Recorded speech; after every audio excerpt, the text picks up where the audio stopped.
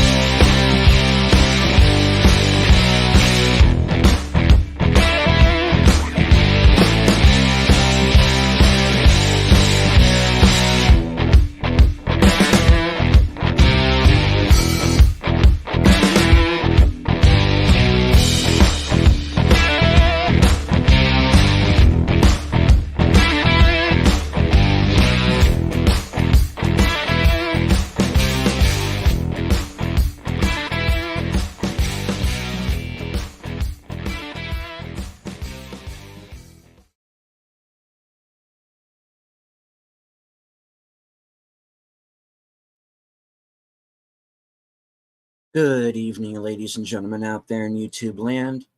I am Deleted Scenes, human being, American, and YouTube Ronin. And I would like to welcome you to this week's episode of Live from Sparkwood in 21, Hurricane Debbie edition. The gang is all here, so I am not going to waste any time. As you know, this series chronicles the cult classic Twin Peaks, created by David Lynch and Mark Frost. Joining me on this odyssey are my co-panelists, Last Call, Trey. Yo, hello. Natters Network. Good evening. And Aged Boomer. Hello. I gotta stop doing that. That's gonna get old. No, that was perfect. I love that. I'm telling you, watching that made me want to play the Super Nintendo game Vegas Stakes. There's slot. Oh, okay. Was one of the few games that used the mouse too. Go ahead. There was a game. It was what I think it was on the Commodore or something like that. It was kind of like Ultima or something like that, where you moved around on a map. Ultima. Pardon me? It might have been Ultima, right? No. Okay. This was something different. Something else, okay. But it was very similar, and you moved around on a map, and then when you go into combat, you go into a different screen for combat. It was very, pixel. Was that Archon? Archon? Maybe that was it, yeah. Or the sequel to Archon. Was Archon the one where... Because what I was getting to is you'd go into a town and you could gamble? No. Okay. So this was like that, where you would go into a town and then you would gamble. But because of the nature of the video games at the time, you could always save before you did anything. Oh, neat. So you could literally save before you made a bet. And if you lost, you just rebooted to that same spot. So you could literally make it so in-game you won every single time you bet. So it's like that Nick Cage movie where we could see 5 minutes into the future. So there's a scene with him in this casino and he keeps winning. And then as he's trying to walk out, they can't catch him because he knows each way they're going to come from ahead of time. And like I don't know if you see, that one. Yeah. And that's actually, because that was one thing I was, if you do that, if you do so well that you win that many times in a row, you can break the bank, and then everybody, all the guards in the town turn on you. So what you do is, if that happens, I'll just set it back to the last one, and I won't make that last bet. No problem. Oh, that's funny. So in a way, it's kind of a very you create yourself the same kind of situation that Dougie was in, where he won so much. They're like, go, just get out of here, because and I think I mentioned that when we were watching that episode. That's the way it really works in Las Vegas. They don't. It's not like it used to be where they take you out back and rough you up and beat the crap out of you or anything like that. And they don't have to prove that you were cheating. You could win completely legitimately, but they just say, okay, you've won enough, move along now. Then if you show up again, they'll say, okay, we remember you. I hope you enjoy your stay, but don't enjoy your stay too much. They will ban you if you just keep winning all the time. And people do this that aren't cheating. What they're doing is they're counting cards. Yes. Because that's not technically cheating. Yeah. Right? But remember Buck Rogers? Yeah. If you guys remember that TV series Buck Rogers, he would go into the casino and he was winning all the time. And they were like, how do you win all the time? He goes, I'm just doing the math in my head. He literally said he was counting cards, and they just didn't. They were making the whole commentary back in the 70s was when the handheld calculators were getting popular and people were forgetting how to do simple math in their head. And he's like, you people have become so reliant on your computers, you forgot, yeah. So that was the premise of the movie The Card Counter, written and directed by Paul Schrader. Oscar Isaac played a guy did you see that one, deleted scenes? I have not. No. Was it any good? You may want to check it out if you're into like casino type stuff, because here's what's interesting. He learned how to count cards in prison. Yeah. And then when he gets out, this is how he survives, and it's very interesting. He counts cards at the casinos, and he knows that they know he's counting cards, but he never wins a ton of money. Right. Maybe 1,000 at most per week or so. And I think what it is they don't mind if he does that, because it's always good to have someone in their scene winning anyway. And as long as he doesn't try to break the casino and he's just trying to win enough to get a hotel room. Especially if he's also turning around and putting that money back into the hotel. If he's going and spending money at the shop or getting a room, buying some drinks, buying other people drinks, they'll look at that and say, okay, this guy's here and he's just priming the pump. He's not being greedy, so they know, but they leave him alone because they know he's not going to do anything too bad, So it was an interesting premise. There's more to the movie than just that, but that was how it starts. It was interesting. So looking at Dougie Jones here, right? They could totally see him as someone counting cards, but from the point of view of most of the people that are observing him, they've got to assume he's like Rain Man, right? Well, remember, he's he like wasn't counting cards. He was doing the one-armed bandit. Yeah, well, now therein lies because then they look at that and they say, he knows, he's tapped into our computer system or something like that, because, all of those things are on a central computer system. Again, not necessarily for them to cheat or anything like that. It's just, what we consider to be random, like the old-fashioned mechanical machines. It's all electronic these days, and it's all just random number generators. But if you're hacked into the computer, you could absolutely cheat, but they don't have any proof that he's doing it. Here's a question though. Sorry, Nutter. Here's a question though. Now, in season 1, when they are at One-Eyed Jack's, and Jacques says to Cooper, I can spot a good card counter when I see one. Yes.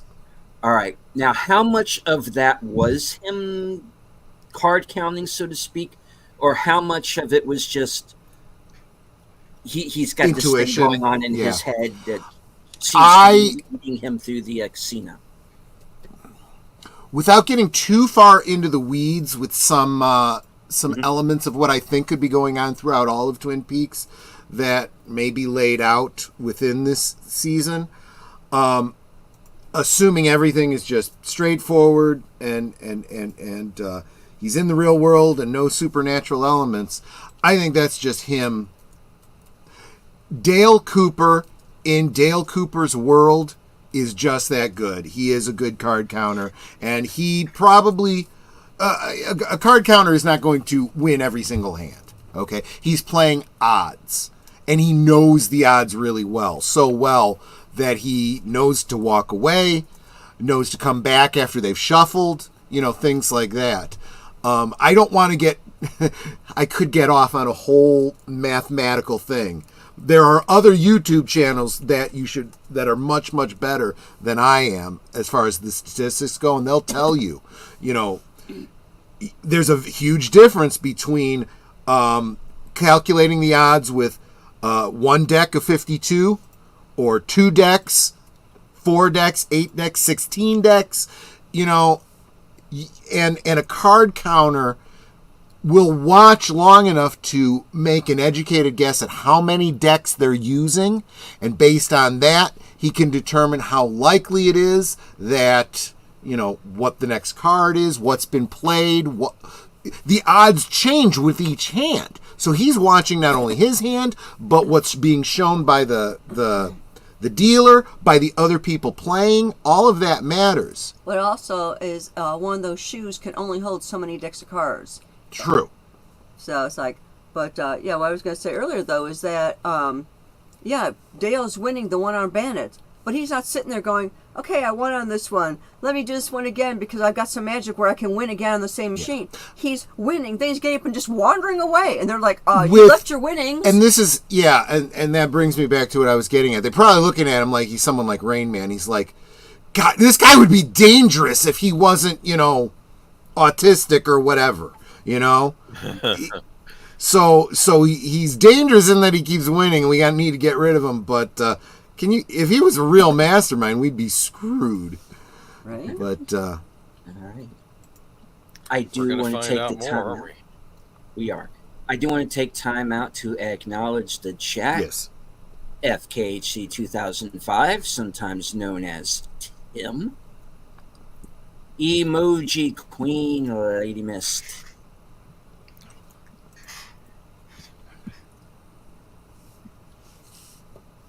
Tired Midnight Blogger himself, Curtis Selby. Channel member, JPRPH1.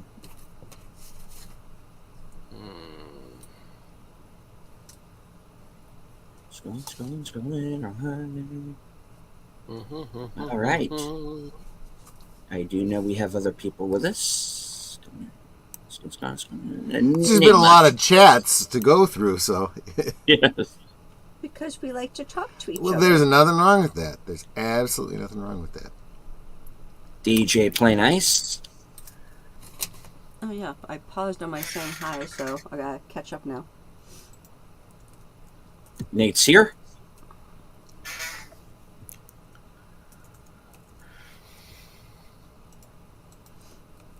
All right. And yes, Tim has a Lego version of the Red Room, which I sent her the we picture. need to bring put that that up. It's pretty awesome. Yes. Lego needs to get on that. Netter sent it. I sent it to MeWe Thursday. We've had a lot of back and forth since then. Yeah. Takes Lego forever though to finally make the sets we want. I noticed this. It's like, well, but the nice thing is that a lot of these. Let me start with that. StreamYard, present, share screen. Don't want to share the sound or we'll get an echo. The tab is... There was sound? There will be when I share because it'll be my mic. Oh, I see what you're saying. And there you go. So, I guess that is the... Give me a second. Let me scroll. So this was created by someone named Marielle Messina at a show that was displayed at a show in Warwick, New York. And this is a custom jobber here. They did the parquet floors, the curtains. Now, I have gone online trying to see if anyone had like a recipe up for this. A lot of these people that do customs will say, Well, and these are the blocks I used, and here you go. But if I really wanted to, I could very likely reproduce this. I don't have a reason to do it because the company that did the Lego figures, the minifigures, there was the Dale Cooper, a little man from another place. I don't remember who all was in there. Can't get those anymore. And so I'm like, oh, that would be so cool if I could put those characters in, but I can't. I'd have to make those custom as well, and it's like, screw it. But anyway, I thought that was really, really cool.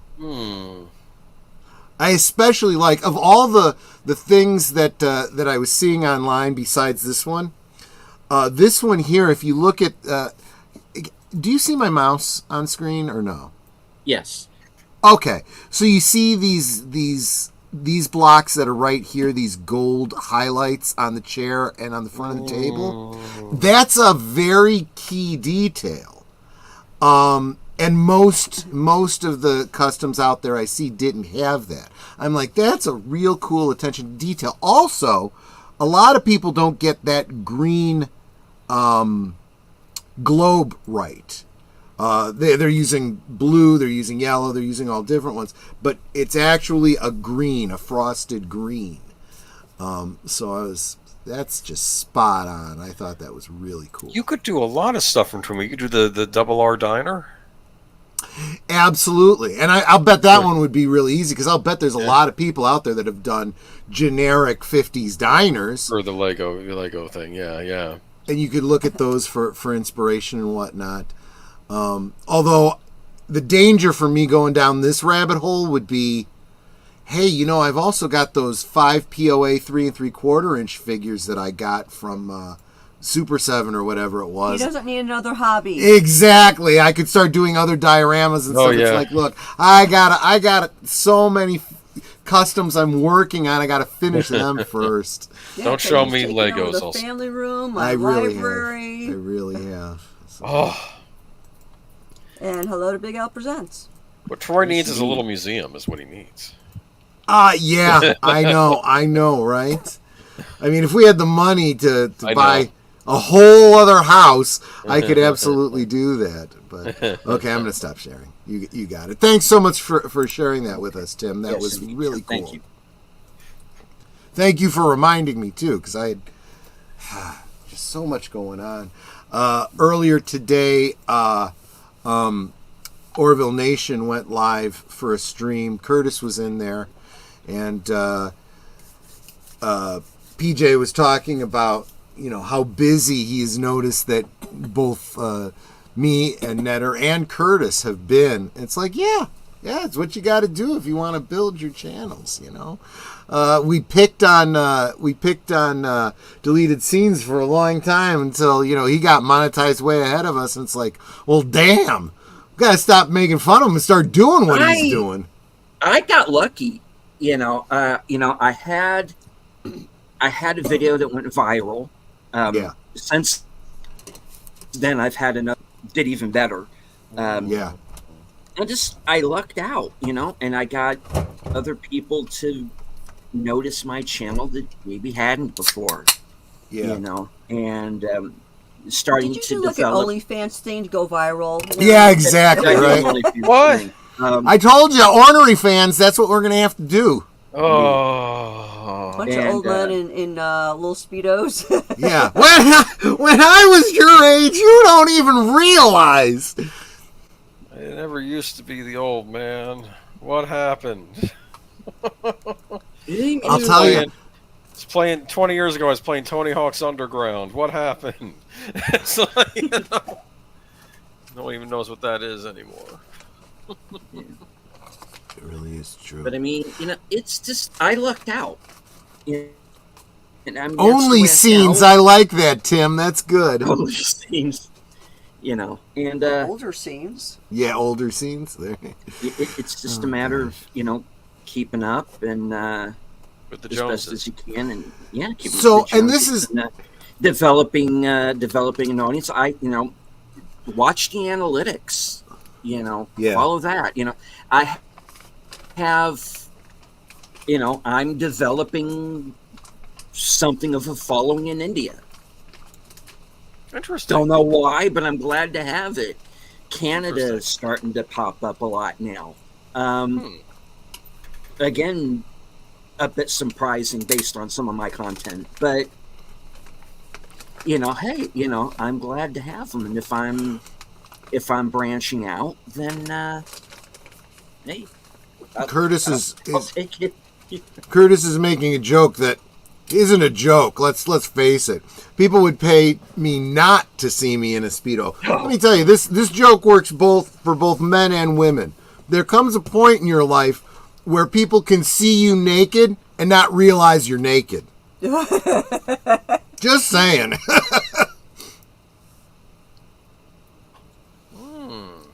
Will neither confirm nor deny. What are you talking about? I remember a time before DVD when you had to sneak into the woodshed and peek at your dad's magazines. What Magazines, they were on paper. You mean his National Geographic collection? Oh, yeah, Right. sometimes that too, you're right.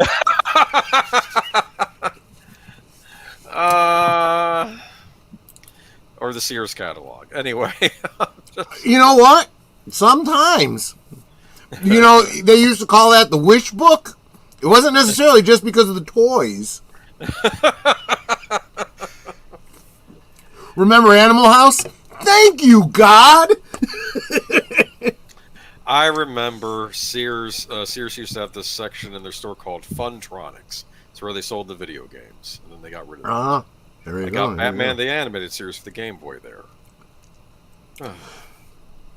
But speaking of thank you, God, so we got Dougie Jones, who is married to a very, very beautiful blonde woman who is long suffering, dealing with her husband's weird crap. Well, Sound like anyone you know, Netter? in Yes, the but you don't case, gamble, otherwise I'd have to beat you. But you know, if I won like that, you'd be as fired up as Janie is too. So in No. the case of Dougie not- Jones, okay, sorry. Yeah, I'm not fired up about some of the things that you want to get for your Star Wars or whatever. I'm still not fired up about a 5-foot Slimer. I think you're going to get a kick out of it when you see it, especially when I have you put on the jumpsuit and the backpack and take a picture with it. Plus, it will make a nice Halloween decoration. That was the idea. In fact, I thought and it's coming from one of those Halloween party type companies, you know, whatever. And they were smart. They were like, get it out so that people can display it for Halloween, you know. And how much did that thing cost us again? Anyway, welcome, Mark Malnikoff. Is Jade in this one? I don't think she is, but we do get plenty of Mrs. Dougie Jones. Not as much as you might like, but we could watch Mulholland Drive if you want to see more of that. Oh, that's and where we I know will. her from.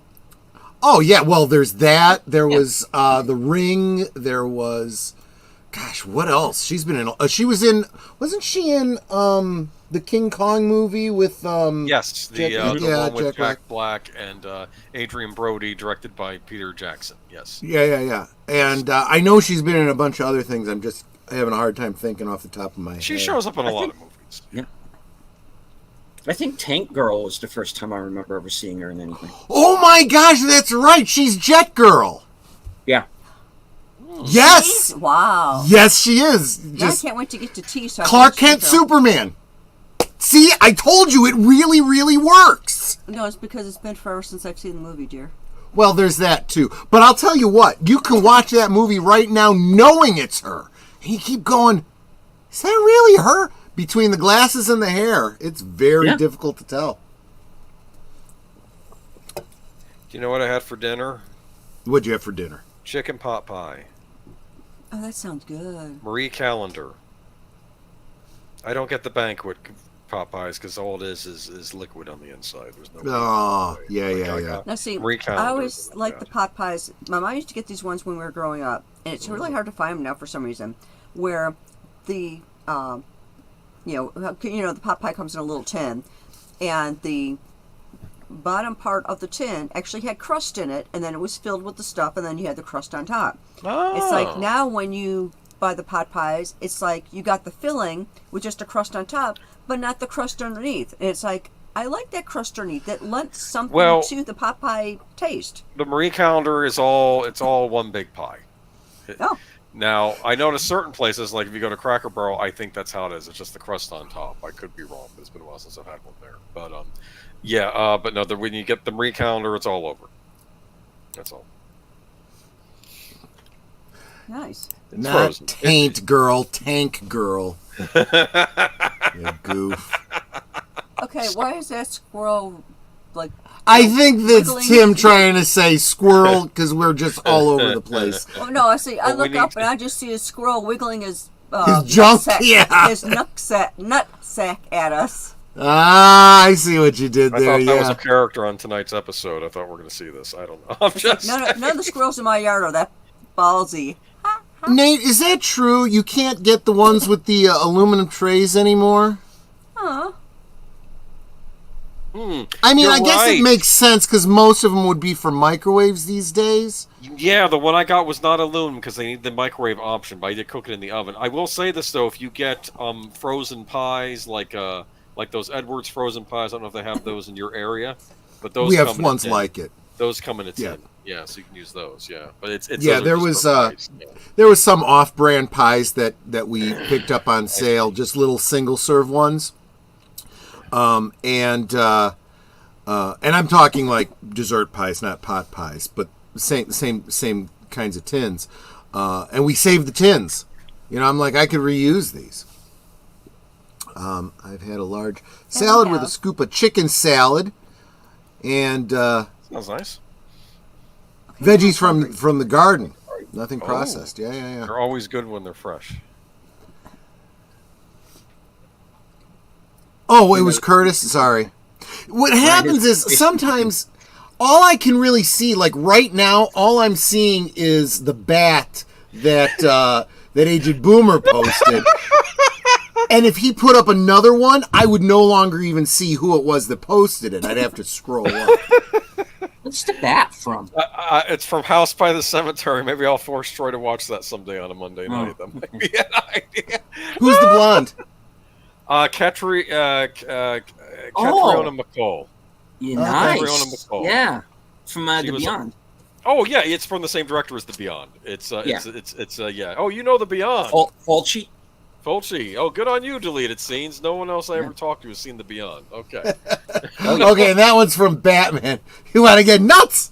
Let's get nuts. Yeah, he made 3 movies around the same time. It was The Beyond, House by the Cemetery, and City of the Living Dead, also known as The Gates of Hell. Yes.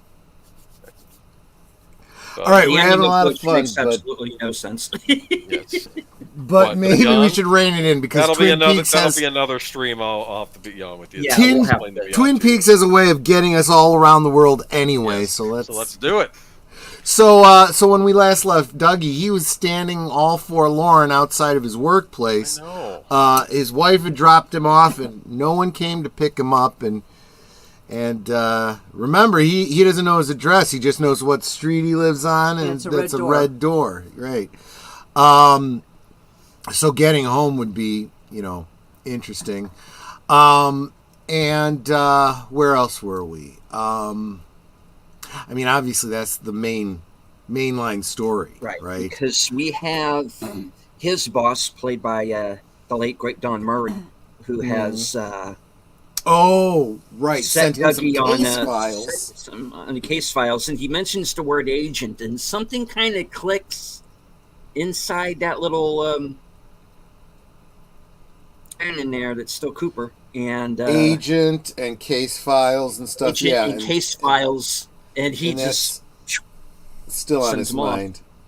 and we know that there's some animosity now between him and his co-worker there, played by Tom Sizemore. And he said he's lying because he got a little bit of insight from the lodges.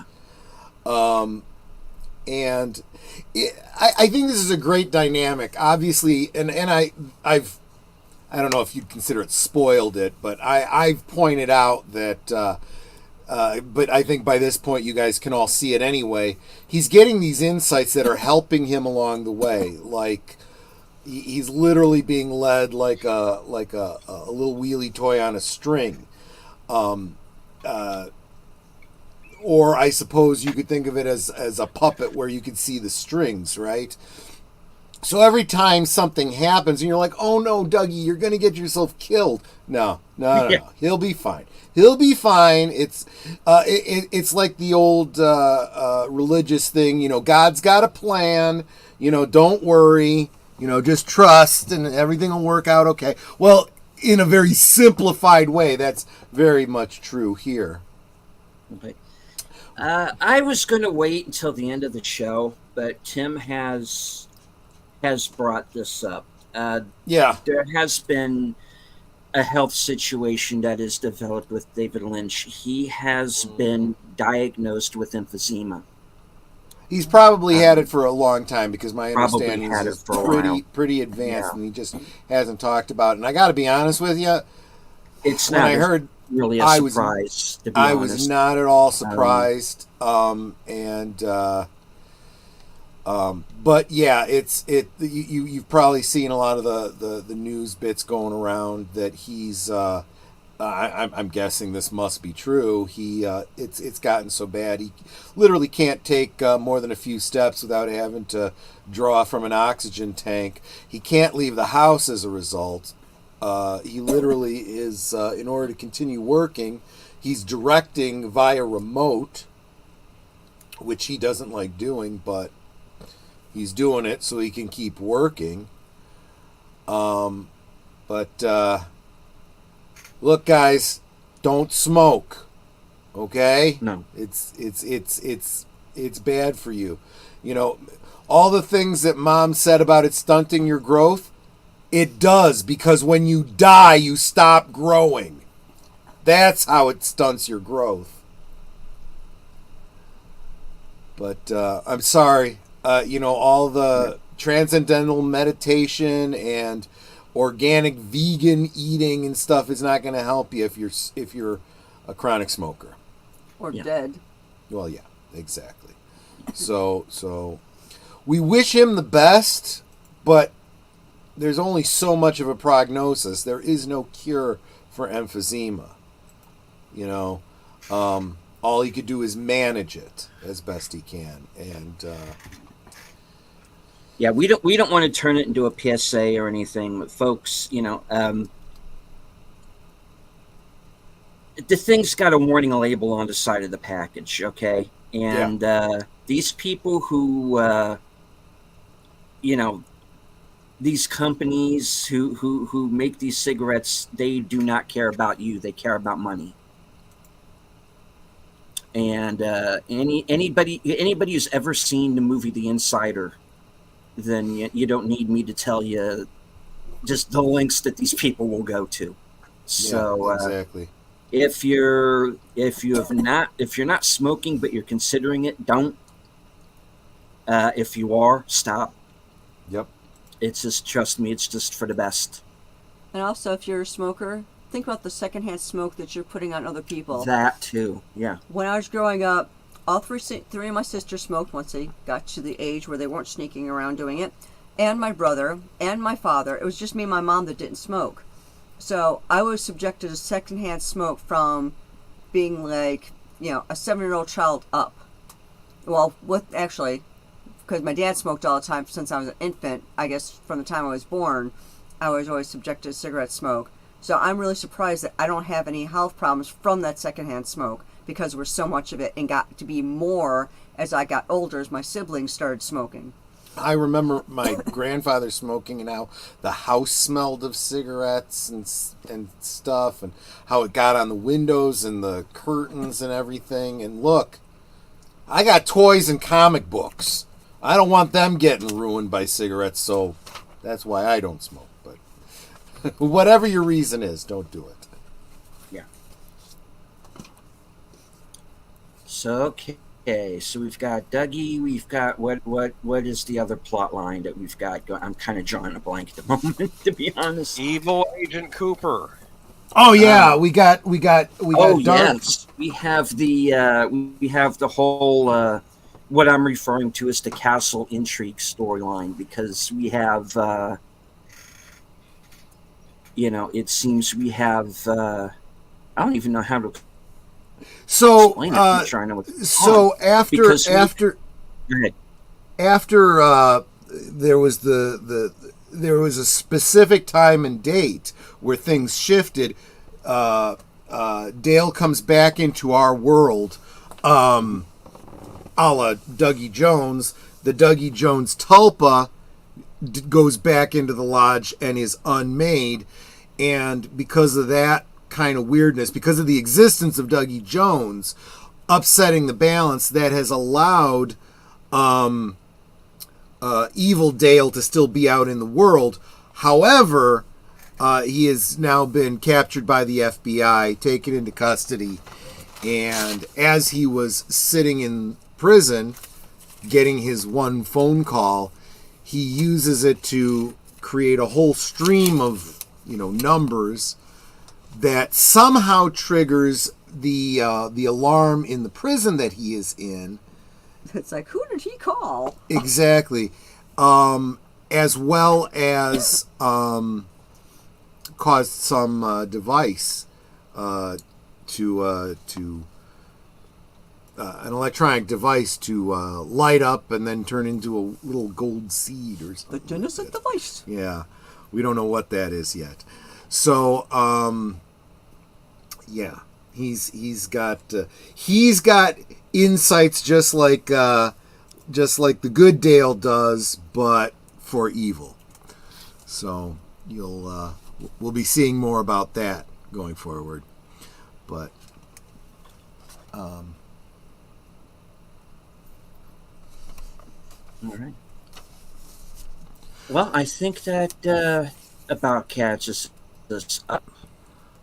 And I think, he was, the Mr. Strawberry bit, yeah.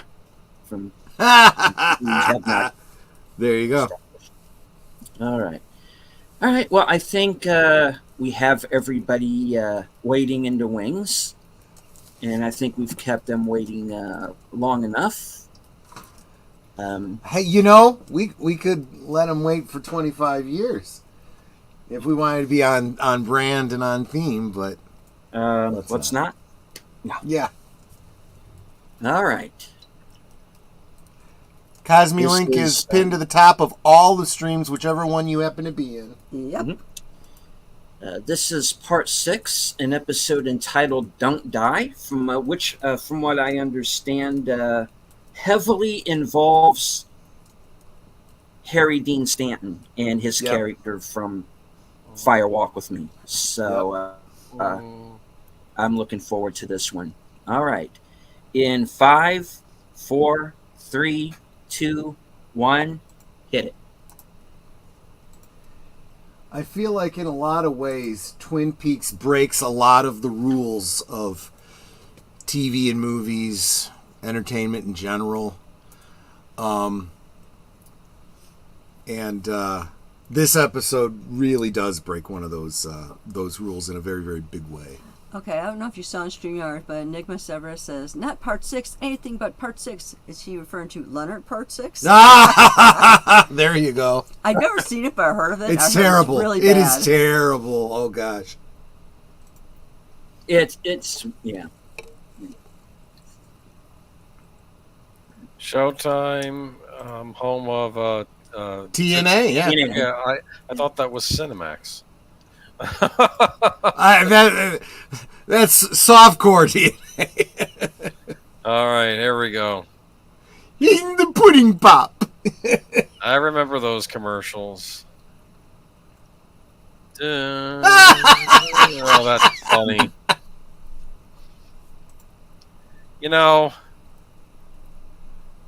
I'm telling you, man. I'm really wondering what happened to Flappy in this intro. think they asked David Lynch and said that was part of the contract for him to come back to Showtime, no Flappy. I mean, I'm just wondering where the hatred comes from. I like it. Enigma says you guys are talking about the Spice Channel. I see. I'd forgotten about the Spice Channel. Yeah, that could be a good old days. That was always Scramble. That was the Scramble channel. Right.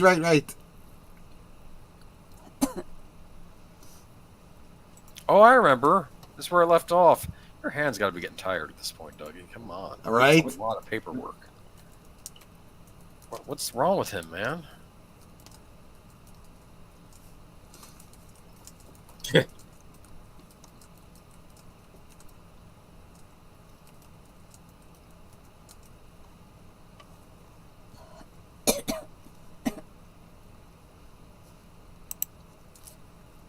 Oh, is he inside or outside? He's outside. He's by the statue. Free country, man. Well, I was looking at the glass, and I'm like, wait, is he inside?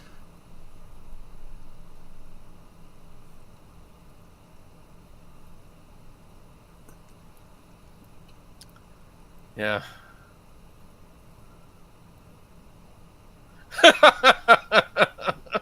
I mean, you know. He's not wrong, right? Where's home? It's like his wife dropped him off. You would think, oh, I need to go pick him up. Exactly.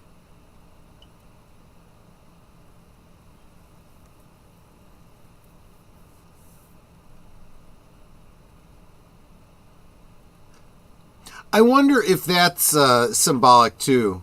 Lancelot, the knight, but also if you think about his history with Wyndham Earl and whatnot, very much like Lancelot and Arthur. Right. What's funny is the security guard is actually doing everything you're supposed to do as a security guard. He's not. He's not, rousing him or giving him any No. And I think he does. He's seeing him the way I was describing earlier. Like, this is somebody who is, needs a little bit of help. Forgot him. How was he supposed to get home? He's on a good day. He's disoriented.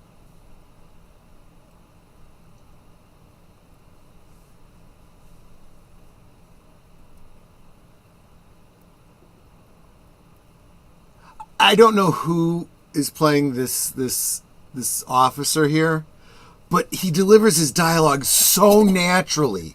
Yeah, he doesn't sound like an actor or a bad actor. Or yes, whatever. I mean it's like his dialogue is well written and he delivers it perfectly. He just sounds natural. It's not like we found him just wandering around. He did not know his address. He didn't know his address.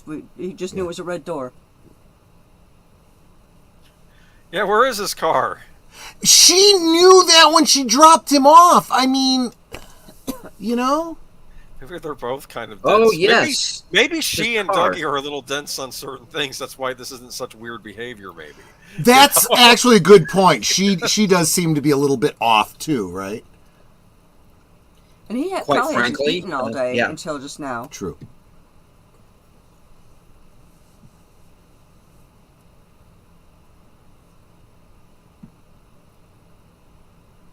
Case files.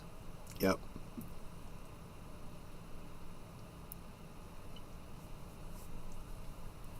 Passenger pigeon. Sorry, wrong movie.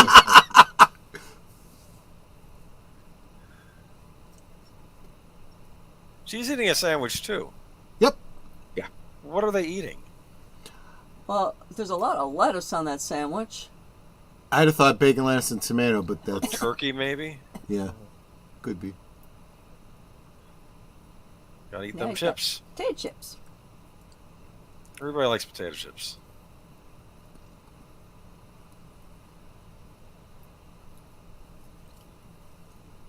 It's like, I want my chips.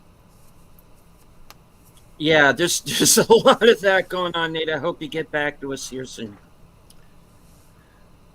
I'm kind of surprised I'm still up at the moment, to be honest. That lamp that's in the middle of the table, that's another one of those little details. It's like uncommon, and it's like, man, I kind of want that lamp. I had this vision of him opening the cellar door and falling down the stairs. Yeah, right. Upstairs, not downstairs. It's probably turkey. It could have been a BLT, but I didn't see any red in there. Okay, oh, come on, turn around. I'm over here. Boy, Dougie. He's like, I bet he's reading a Hardy Boys book. How much you want to make a bet? Yeah, Could be. They're still popular even today, you know that. Yes, they are. Still read them, so there you go. Nancy Drew also. Yeah. Oh, hey. Overshot you there, kid. Okay. His interactions with Sonny Jim are just so sweet.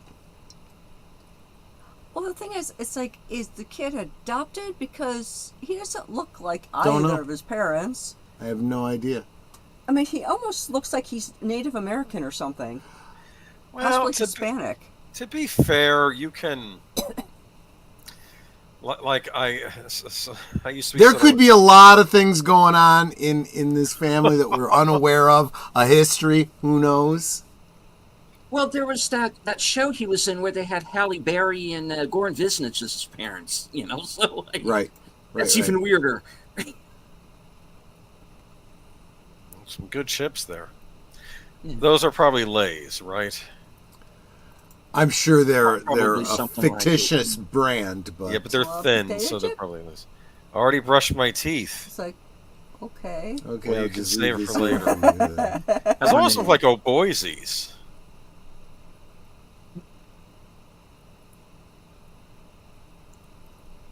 Yeah.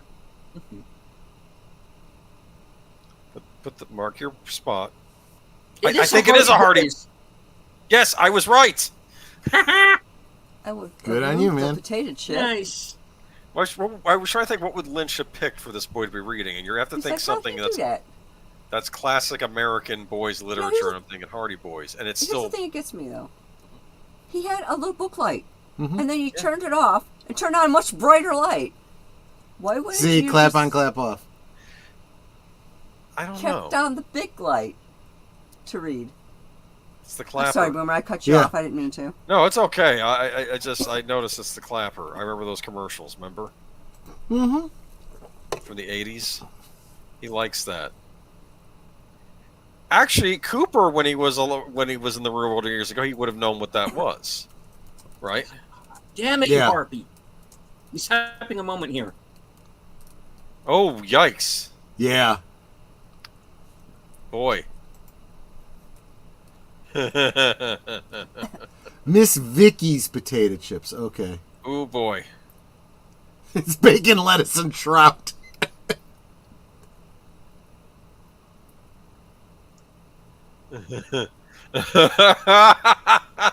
Shade. Yes.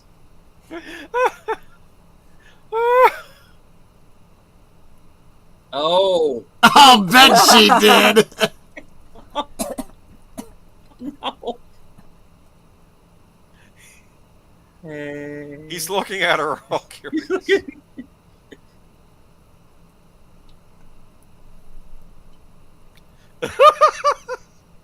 Yeah, Dougie, go answer it. Jade doesn't make house Still has calls. a landline.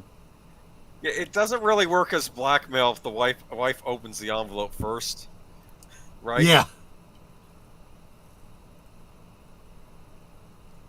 No, no, no. You are not Doug Jones. He was in Pan's Labyrinth. I think.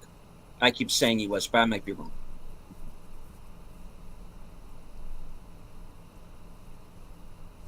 And hello, Lester.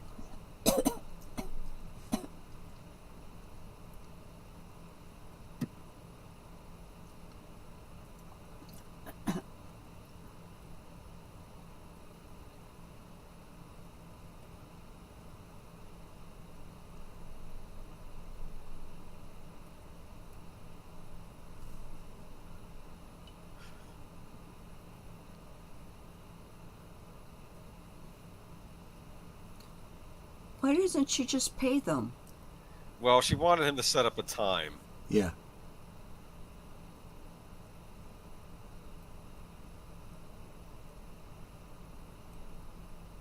Oh, really? Okay. Merlin. Okay. She doesn't want them to think they already have the money. Well, yeah.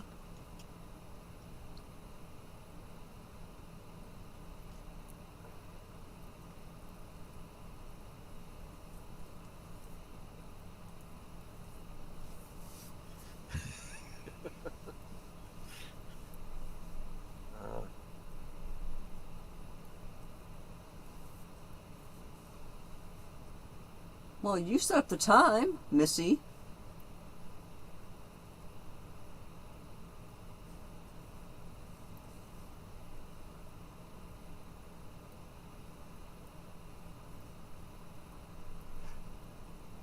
Case files.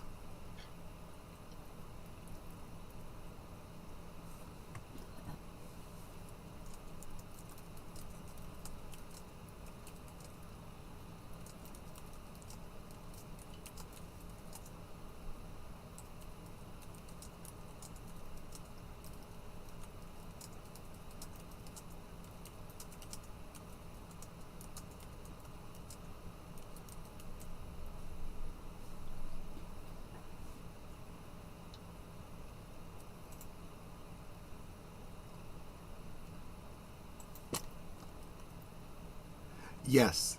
Yes. Welcome, Lester. Good to see you.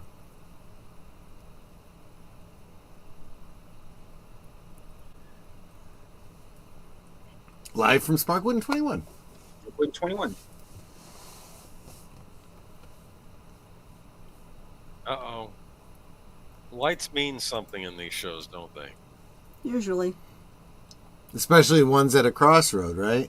Lot of symbolism there.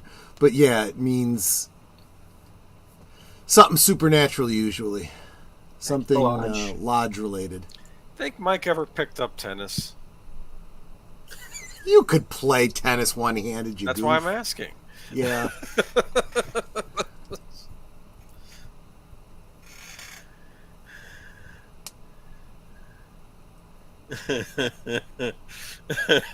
I'm sorry.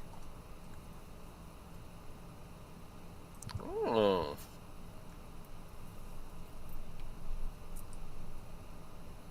You have to do your homework.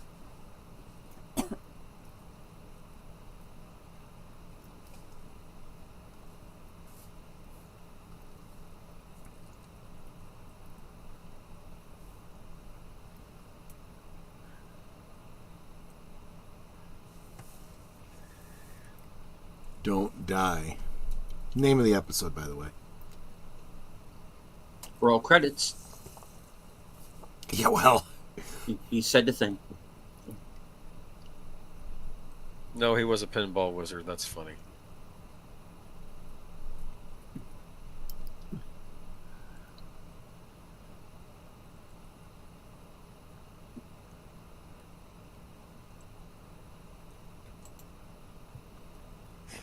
What is he supposed to be doing? What's going on here? He's doodling.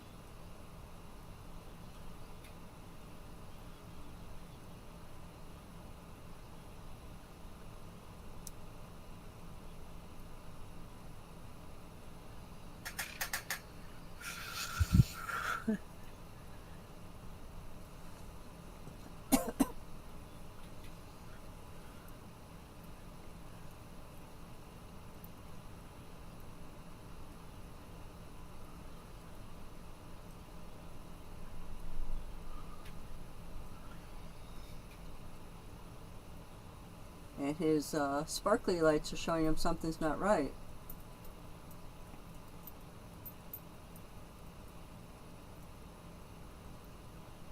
Your other pencil's just underneath the flap, dude. He doesn't know how to hold a pencil. But he knows what's used for, I guess. So there's that. I mean, it's just... Well, here's the other thing, too. If he's interpreting this the same way we are, you've seen those little lights. That doesn't necessarily mean anything. He's just highlighting things.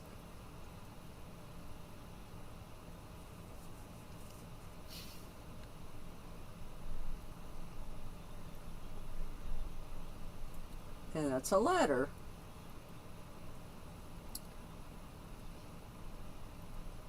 It's not broken, but it's not very sharp. Yeah.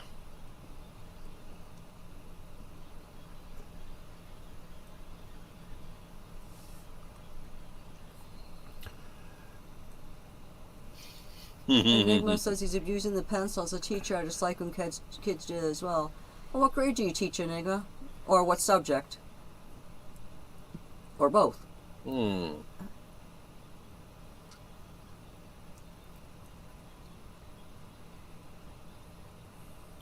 Not as hard as we thought, huh? Well, when you got, the cheat codes on. Well, plus he's not looking at every page. He's only looking at, like, the top page. But that's the important place, right? Who is the investigating officer? It's all the same agent. Who is the agent on the case? Remember, he said he was a liar, and that was one of my favorite scenes in this whole series when he says that, and he doesn't say anything else, and then it just starts this whole whirlwind conversation. He's lying. And the guy loses his cool in the meeting. Well, what's the old saying? When you throw a stone into a pig pen, the pig that squeals the loudest is the one you hit, right?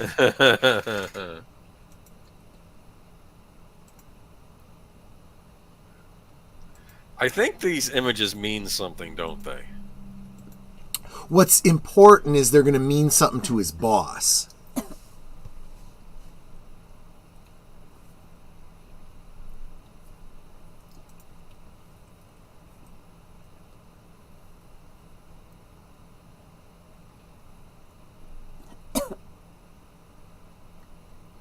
What? Oh, now I want to touch Sparkwood.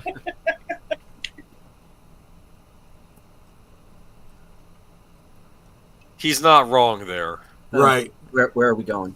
Went to a writers' convention in Boston once. Sideways snow. Oh, no. Florida has its own problems, but some of that bitter cold weather. Even New Jersey didn't have that. Yikes. I'm singing in the rain, just a singing in the rain. She wants to know where his car is. Blown up, sir. Exactly right. Hey. Yeah, I know, right? Steady on. And you notice how much that looks like the Bang Bang from the Roadhouse? Think they got chicken wings there?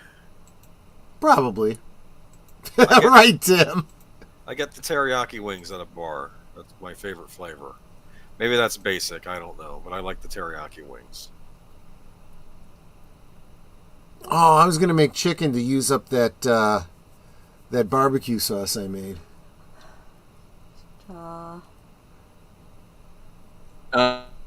Remember, he knows where she drinks.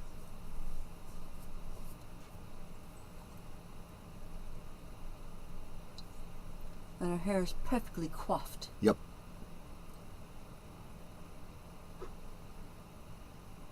So that's the same Diane that Cooper always talked to in the recording? Yeah. Yeah. Yep. Ladies and gentlemen, at last, Diane. Were you surprised that he was playing her in deleted scenes? No, I knew that. I just didn't know she was going to pop up. I was surprised when I first saw that. I'm like, oh, that's the Diane, and I really... Oh. And I'll tell you something else. I was surprised, but then I thought about it. I'm like, no, I shouldn't have been. Oh, another one of my favorite scenes. All right, what the hell is with the Expendables over here? Right. Oh, boy. Look at this guy. This idiot. You don't like him, huh? No, you're not supposed You to. didn't like how he treated the girls at the Roadhouse? No. And I don't know whose side Balthazar Getty's on yet either, so.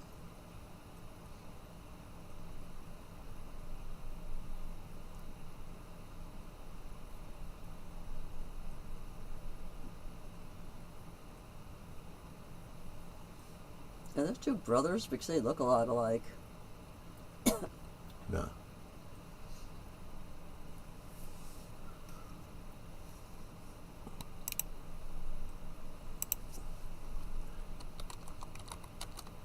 What is this? Like some Skanking better water.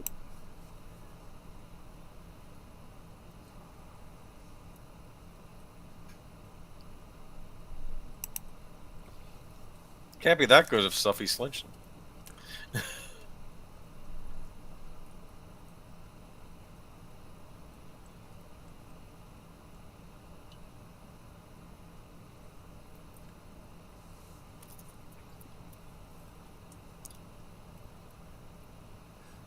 Curtis says this remake of Kung Fu is weird. I like how the guy with the gun is just not saying anything. No, he's just smiling, looking amused. Yes.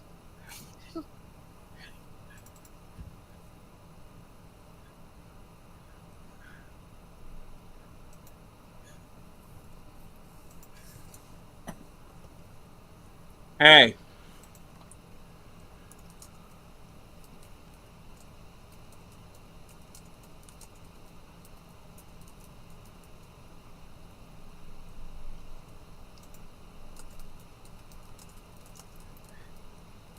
We have crispy duck, etc., right? Yeah, I noticed that too, Mark. Good point.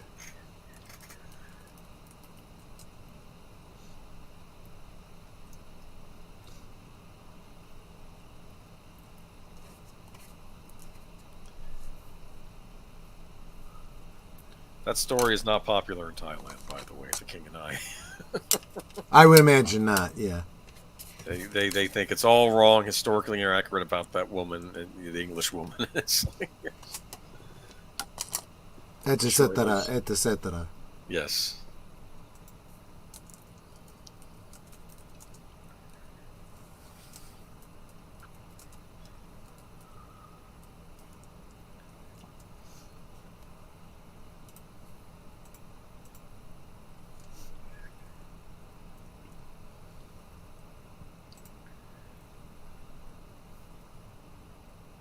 Yeah. Okay, how about we call you Dick?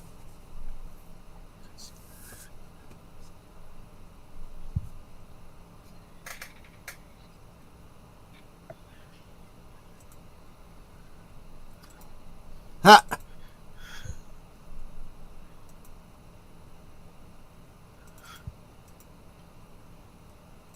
The hell, man?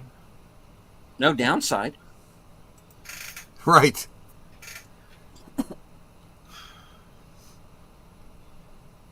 I'm thinking of the Pooh Bear character in the movie The Salton Sea, the one Vincent D'Onofrio played.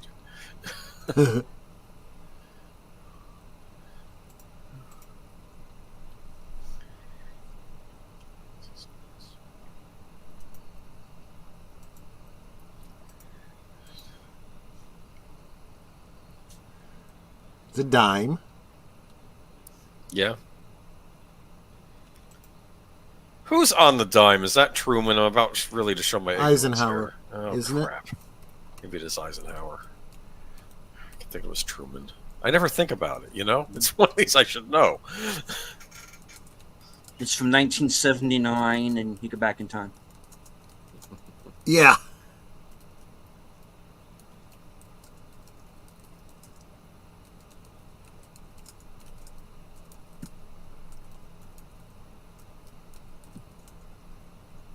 The hell? Yeah. That's weird. Yes, it is. Did he just take out a tooth? No, the dime appeared in his Dime. mouth. How? Don't know. Why? Don't know. Tails. He said, well, what do I got? Nothing. I got nothing. Magic. Curtis, that's weird. Yes. Oh, it's FDR. FDR. You see, you can't see it because it's so tiny. That is FDR when you look at it up close. Yes. For some reason, I always thought it was Truman. Okay, well, you know. And now it's heads.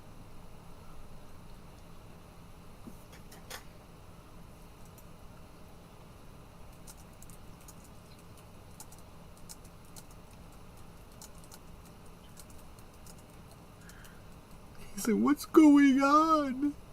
Alright. Right. So he's a bit emotional. Another public service announcement. You know, they say don't drink and drive. Don't drive when you're upset. Don't drive angry. Yes. Unless you're Nicolas Cage. That was the name of a movie. Nick Cage in it. And Amber Heard, if I recall. And we're back at the fat trout. Look who it is.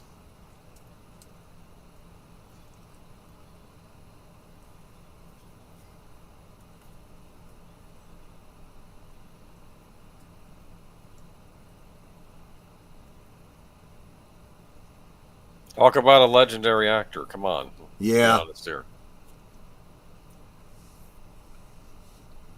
And isn't he the same one from the Polygamy show, Big Love? Oh, yeah, he was. Yeah. That's right. I never liked him. Well, he was also in Alien and, gosh, so many movies. He would show up. It's him and Abe. Was it Abe Vigoda? That was another one. Yeah, Abe Vigoda. Abe Vigoda was always old. Yes.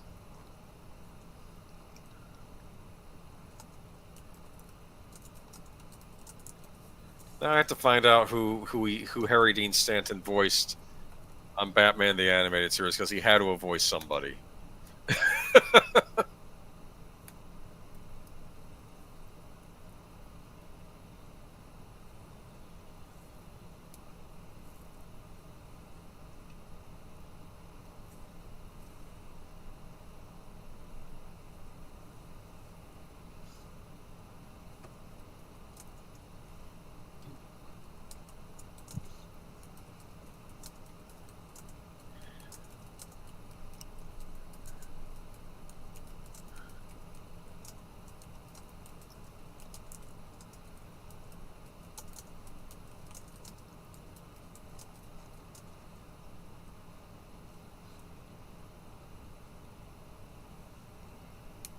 Oh.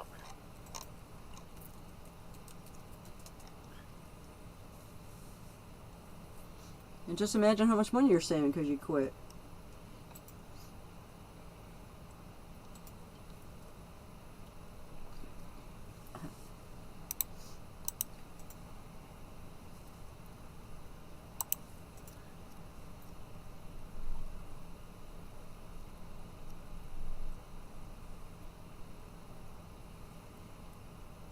Oh. Oh That my goodness. giggle. Yeah. I love that giggle. It's been her only line of dialogue for 25 years, so Right. stick to it.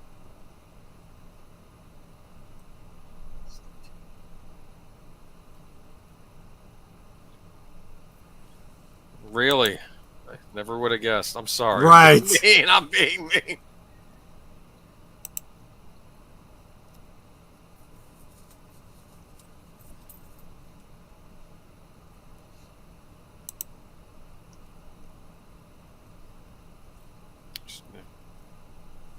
Dude, I'd be leaving the restaurant. Sorry, get me out. I guess she's leaving. Oh, wow, isn't that nice? Go away.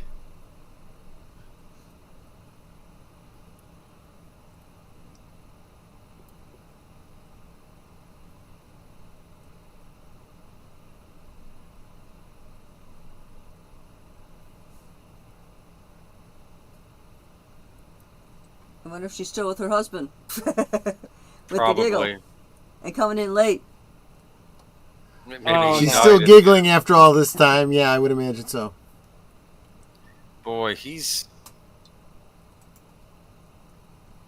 I don't like him. Oh, this idiot is going to run into them, isn't he? Oh, no. Bad for your health. In case I didn't say it before, don't smoke, folks. If you do, quit.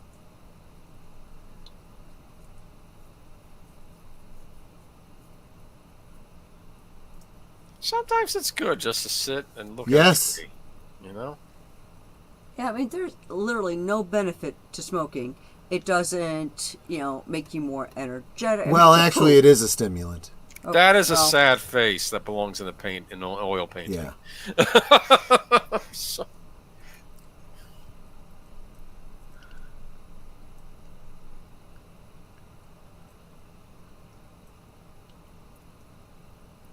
At first, I thought she was trying to grab the kid to kidnap him. Nope. I didn't realize it was a game. Everyone's weird on this show. But I guess people are weird in real life too, right? Yeah. A mom and her kid having fun. Just cuz.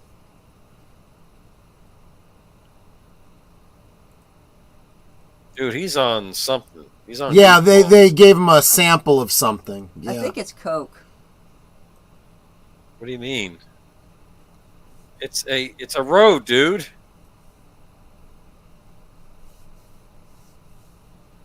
Oh no. No. Yeah.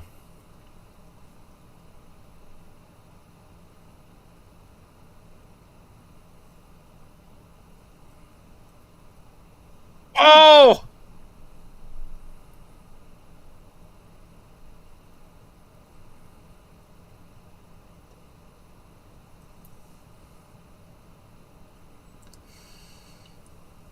Okay, now all y'all get on your phones, call 911. Someone go after that car.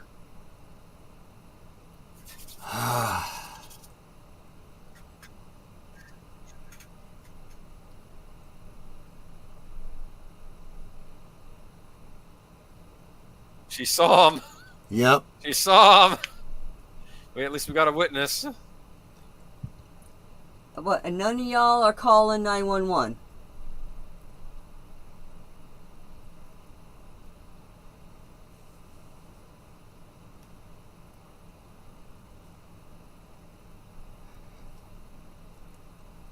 And talk about how things can change in just a moment, right?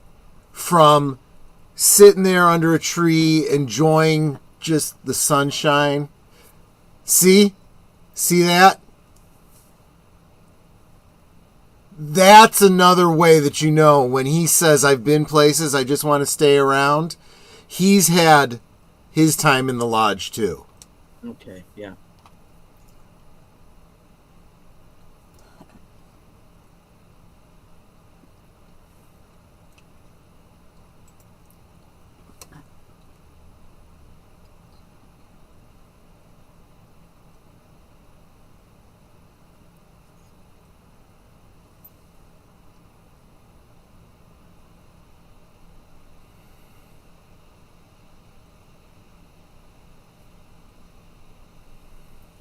Is it? And a single person there call 911. There's already sirens coming, so somebody called. Yeah. And the fact is, it doesn't really matter because... But if someone there called and said, just saw a pickup truck, Well, true, didn't true. get those, his plate was this color, guy That is driving true. was blonde, hit a kid, blah blah blah, hit and run. I'm sure Well- that all happened off screen. Because, I'll tell you why, Mark. Because there should have been nobody coming in the oncoming traffic lane. Yeah. It should have been safe to cross, especially with the only lane, going in that direction. The guy is saying, yeah, go ahead, Well, as it is, these are the small towns of America where you take it easy, let the kid pass the road, and then you go on your Exactly. way. He just got a red square.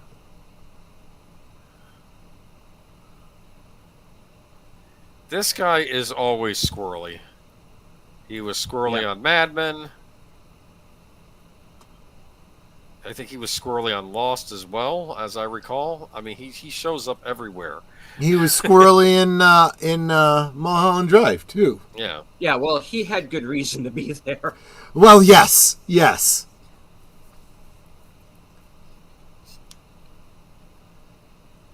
Apparently he doesn't want to touch the envelope, but he got red squares, that's all, and take out the envelope.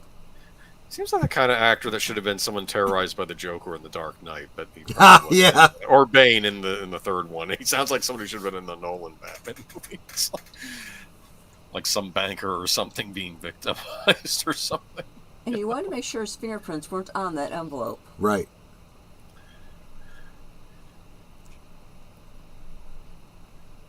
When will we find out what's in the envelope?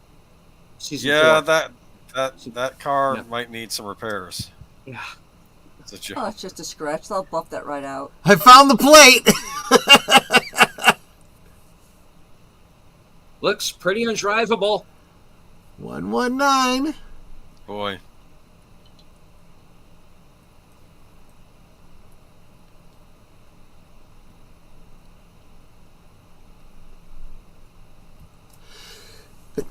Excuse me.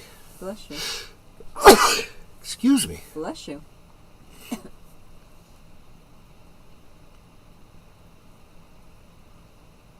Nope, there's bits. People bits. Yep.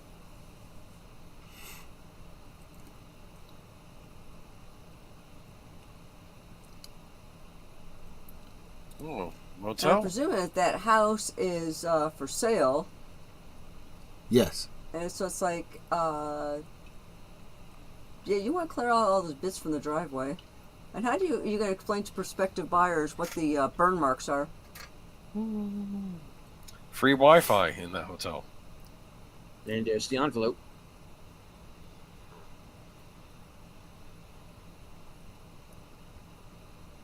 Okay, I thought I was short. Well, Well, Yeah. here's the good news. You can't shoot him through the door. You'll miss. Right.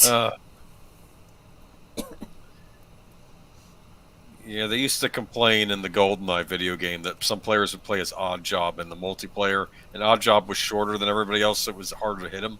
Oh.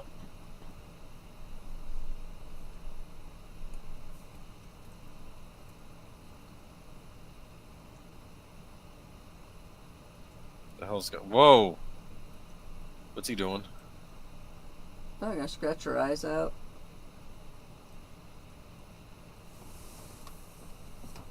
Is he a professional? Is that what I'm getting from this? Yeah, we'll see.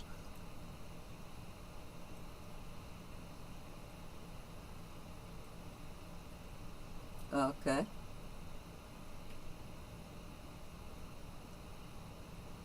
I'm kind of getting the idea everybody's being manipulated here. Hey, look who's in the picture. Yeah, it's Dougie. The original Dougie. He's got his coffee, don't he?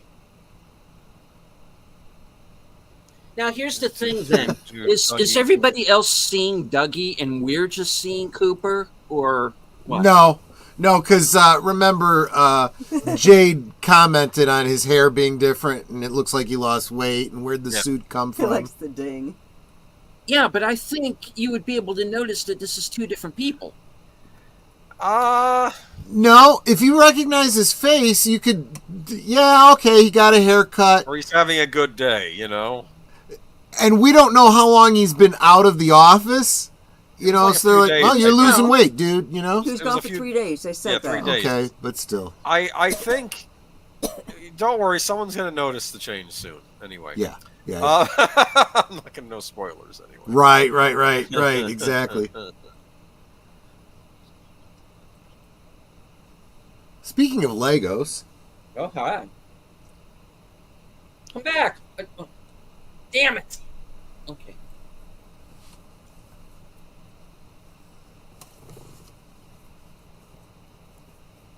He's looking around, go, who's that? Oh, right. Oh, right. This way. part of me wants him to drop all that coffee. Mark, you're terrible. Well, somebody had pointed out how they don't even carry the coffee like there's something actually Right, in the cups. exactly. And the way that guy is walking around with all those cups, Yes. you can tell there's nothing in it. One of them's supposed to be a chai latte.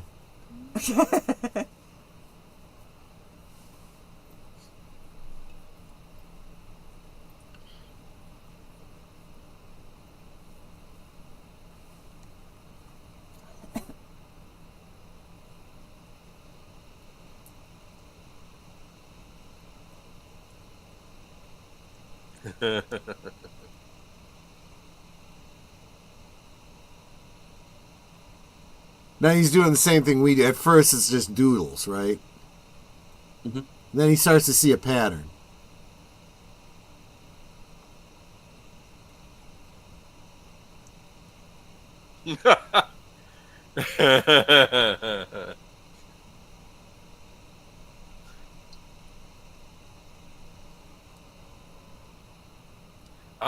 See that? Yeah.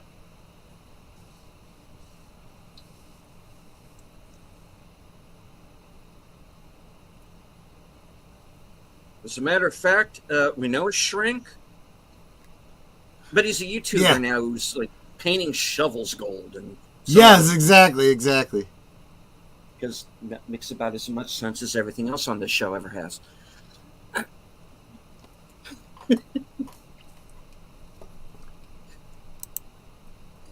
Don't get me wrong. Boxer? I dig the hell out of this show, but don't get me wrong. It's weird as hell.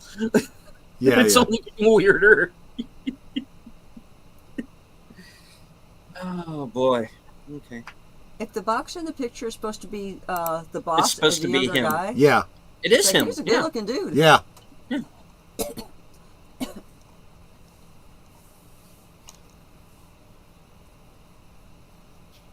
No, it's more coffee.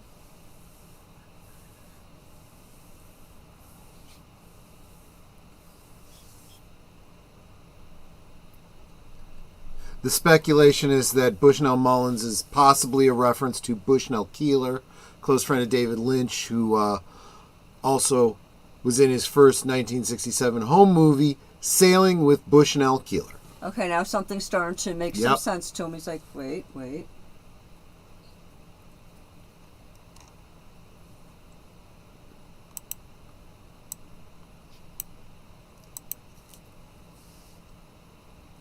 Mhm.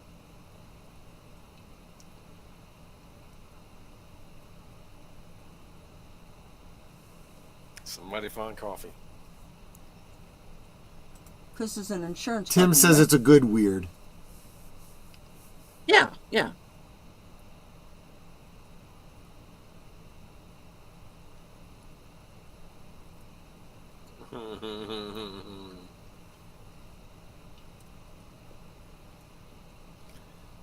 Wasn't Dougie the name of the little boy that Andy and Tremaine thought killed his parents? Was it? I think so. No, that was Nikki. Oh, Nikki. Yeah, okay.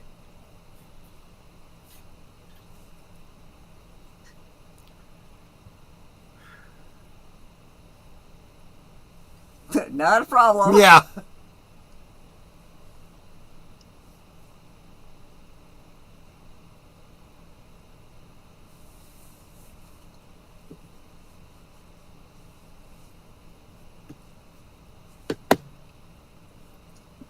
It's like this scene reminds me of there's some YouTubers I watch called Viva la Dirt League, and they do a scene, or they do a skit where there is a hero who says literally nothing, and like one of the other players will take him like to a general or something of a camp and say, I think this fighter would really be great for us to take over and save us. And it's like, and why should we have you in charge? And of course the character's not saying anything. Look at him, kind of cock his head. He goes, "You're right. You don't need words for this," or something. And it's like, and basically has the entire dialogue for him. Yeah. And it's like, okay, we will trust you with our armies and all that. It's just too funny. Nobody Hey, liked my GIF. Good night, Tim. I didn't see it. It's okay. It's from Oh Child's crap! Play. Just bring all the freaking crows and Bennets while you're friggin' at it.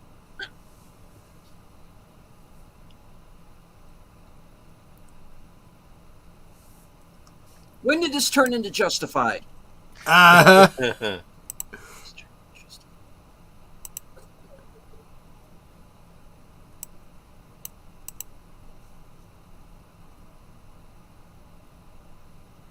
That's how it works.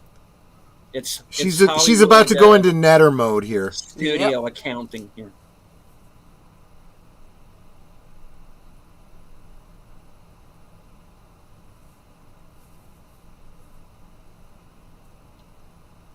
Yep.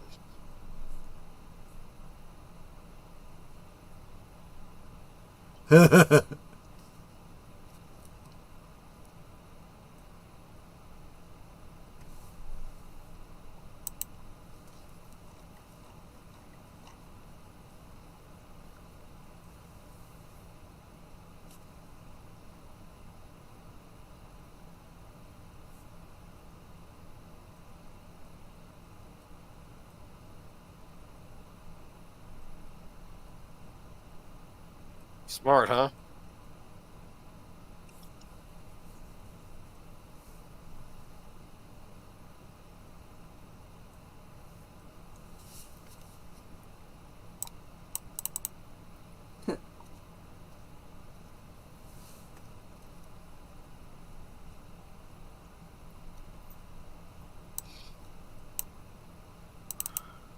Well, they made some. They made. All righty then. Yeah.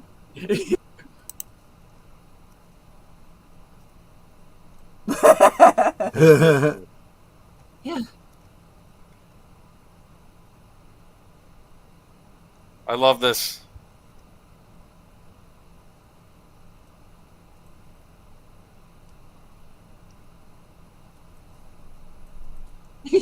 What are you going to do?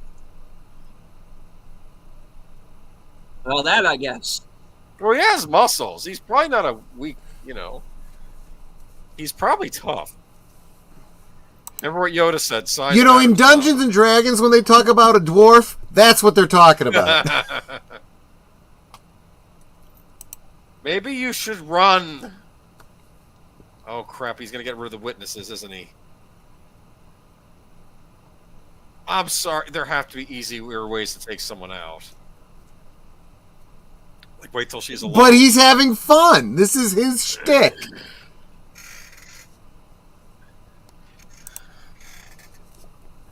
His name is Ike the Spike. He bent his all. Yeah. Meanwhile, I think it's an ice pick. He does have a mini-me look to him, doesn't he?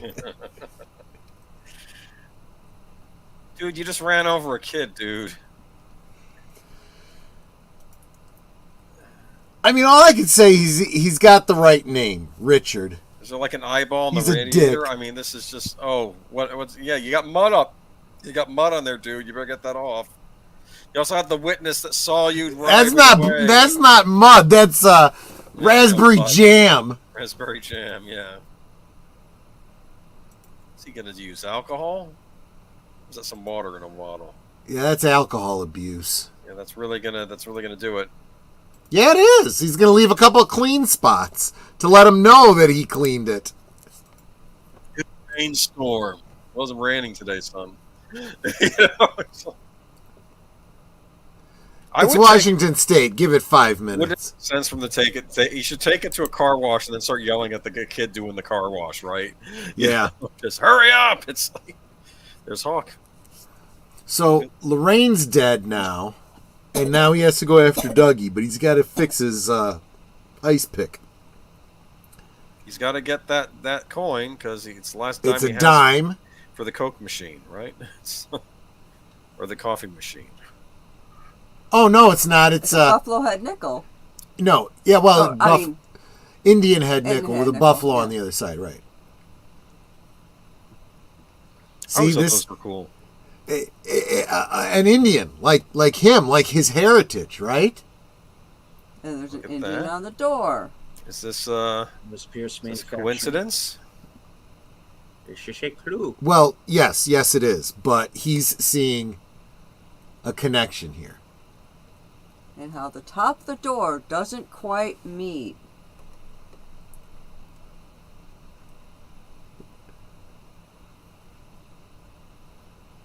Like someone could just like What's in slip there? a piece of paper in there or something, you know? Those are Oh. screws. Could be anything in there. How Those many are people? Go ahead. No, I was going to say, if those are screws, all he's got to do is unscrew them. How many guys have sat on the crapper for 25 years not seeing that? Huh? Oh, well, you see it and you just ignore it. You know, it's like Maybe I bad maintenance. I don't care. Someone's gonna have to take care of that, right? And those aren't screws; they're rivets. So he's got to open it this way.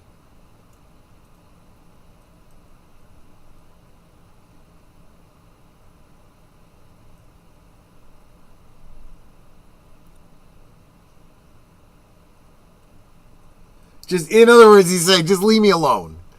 Just walk away, Hear this Chad. with the sheriff. Don't be a jerk. Just leave.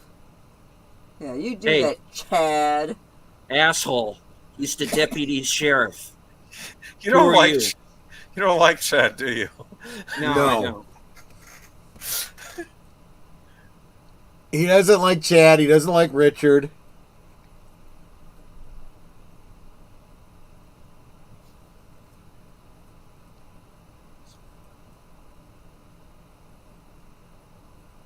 But yeah, go bother Karen, Chad.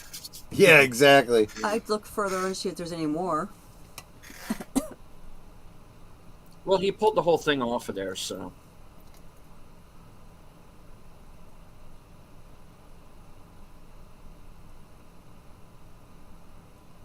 Oh, here we go.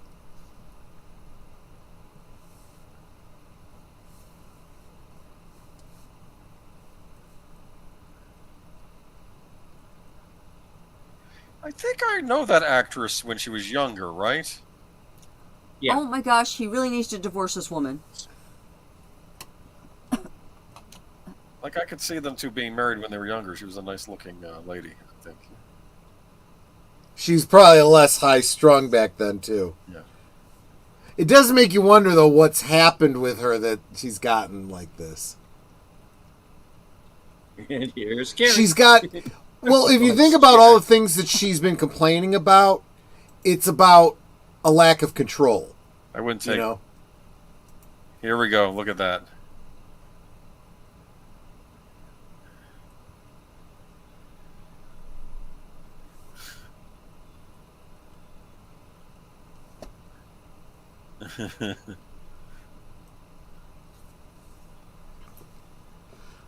You just realized Chad is a douchebag?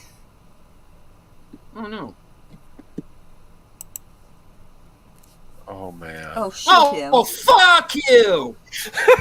Take your coffee cup and throw it right at his head. I know people who've killed themselves because of that shit. Fuck this guy.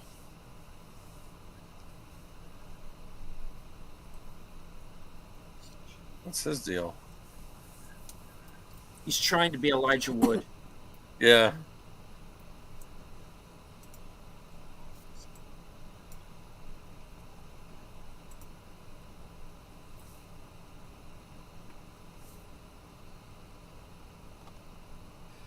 Sharon Von Etten, folks.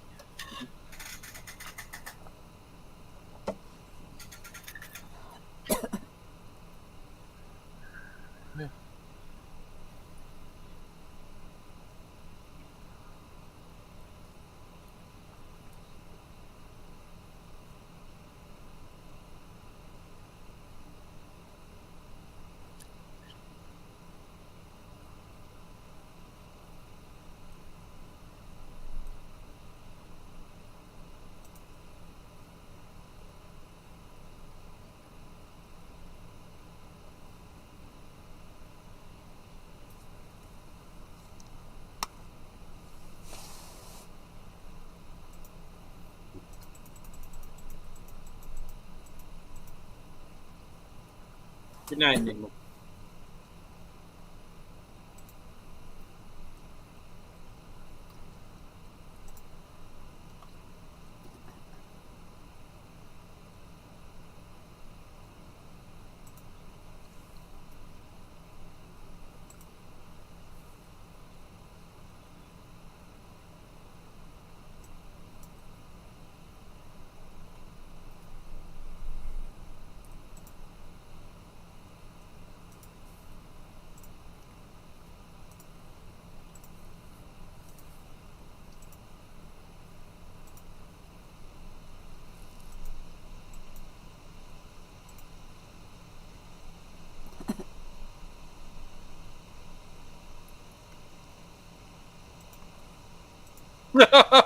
Nate knows has a comment in the Cosby. Yeah, I know. F Chad sideways. Yeah.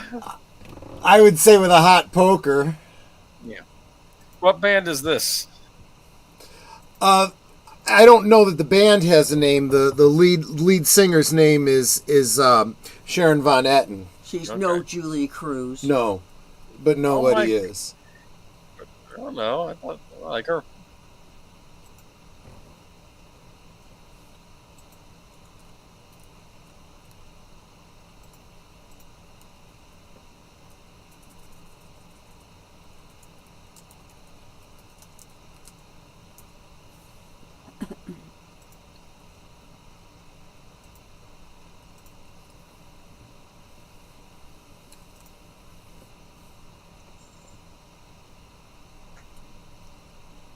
The one thing I want to say is that a lot of the things you feel most strongly about do have payoffs later on. Things do tend to work out, so there you go. Men, we have a mission.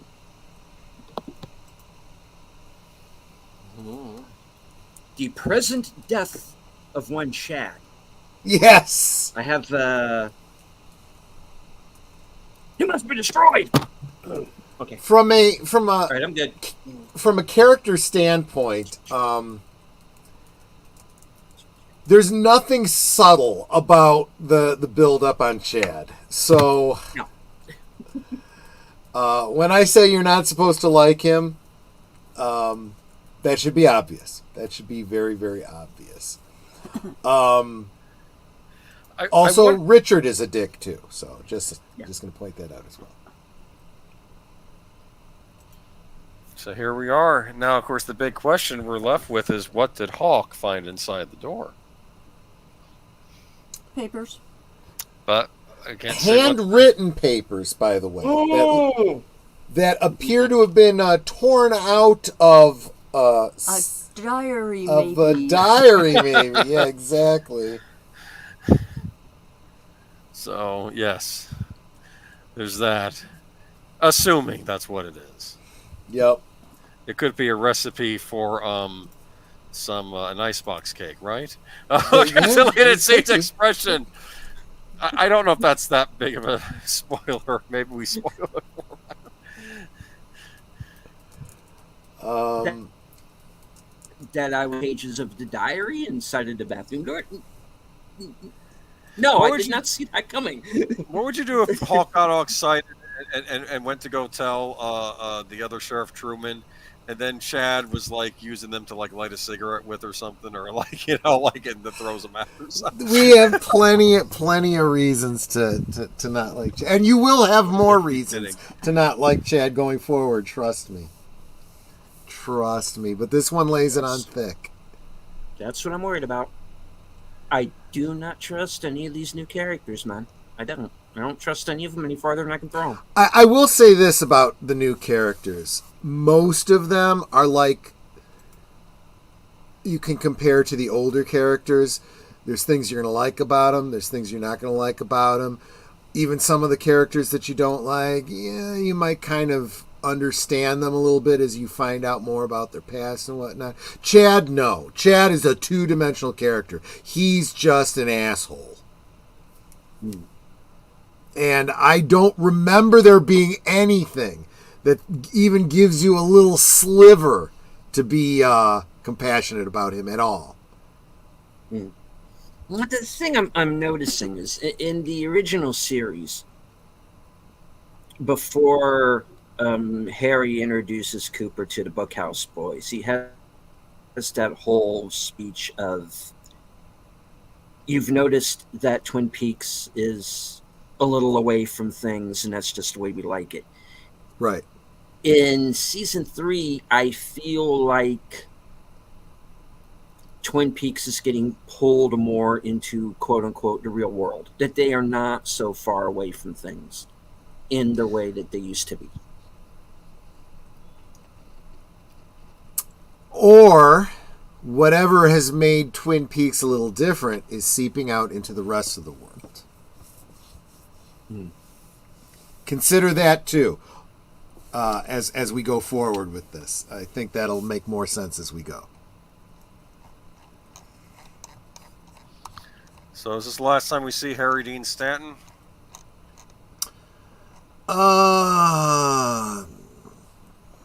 Let me think. This was episode 6. Mhm. Oh no. We'll see him a couple more times. Okay. Because I got the feeling they're setting him. Oh, wait a maybe minute. setting him up for I take something. that back.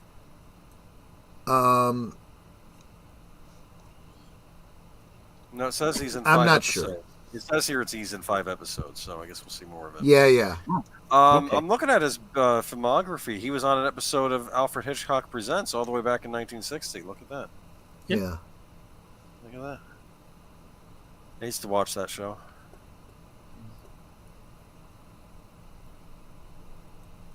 He played himself on Well, Two and a that's Half where they- Men. Go ahead. Sorry. Really? Yeah, apparently he was on it as himself. That's interesting. I'm going to share something with you.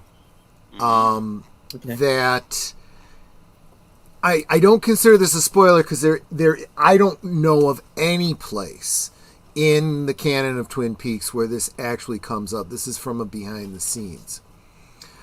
Harry Dean Stanton's character is of course Carl Rod, right? That's the character's name. Mhm. Mark Frost has said that Rod was an original member of the Bookhouse Boys. Oh. It's another one of those things that makes you think, man, there's a prequel story here that we need.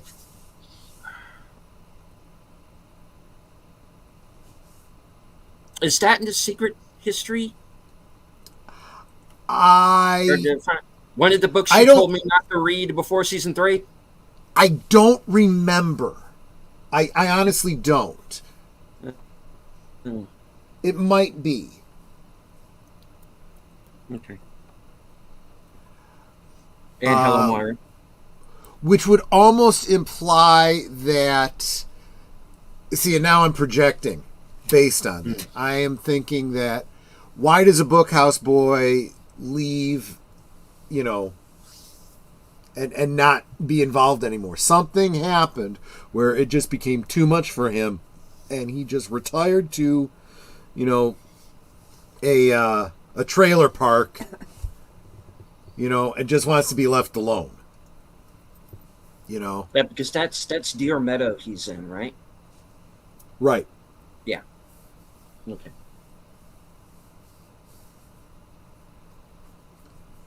So, I can tell you that in the secret history of Twin Peaks, little details like the fact that Carl graduated from high school in 1958, would mean like he was born around 1940. I don't know how that lines up with Harry Dean Stanton's age, but, I'm sure it's probably close. Twin Peaks to Bookhouse Boys. Netflix, get on it. Yeah. I don't know if I would want Netflix near it, but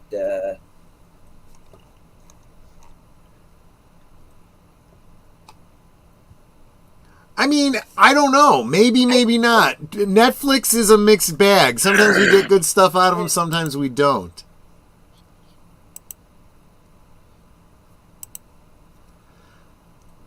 Obviously, there's a lot more story with Richard to come.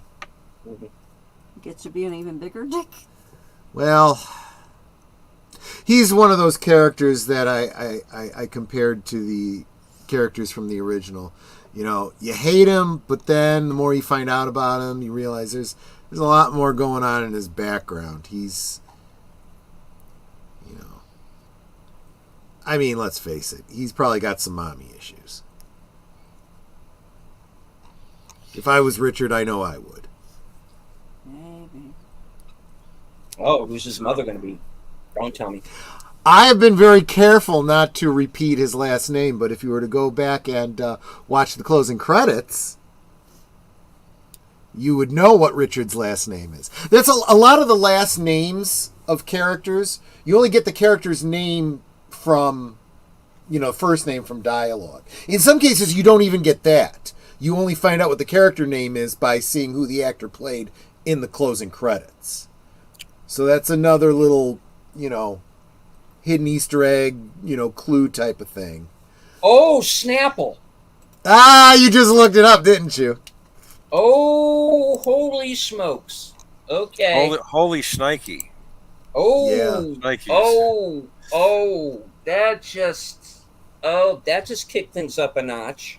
So you see why, he might have some mommy issues. Oh, yeah. I got some of your mommy issues too there, son. Okay. Right? Wow. Yep.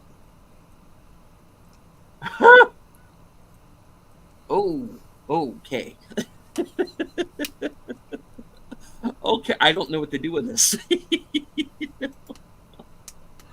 Oh boy. Yeah. So you can understand why he's a little screwed up. Yeah. Well, and there's still a whole lot of who's history. his dad gonna be though? Don't tell me.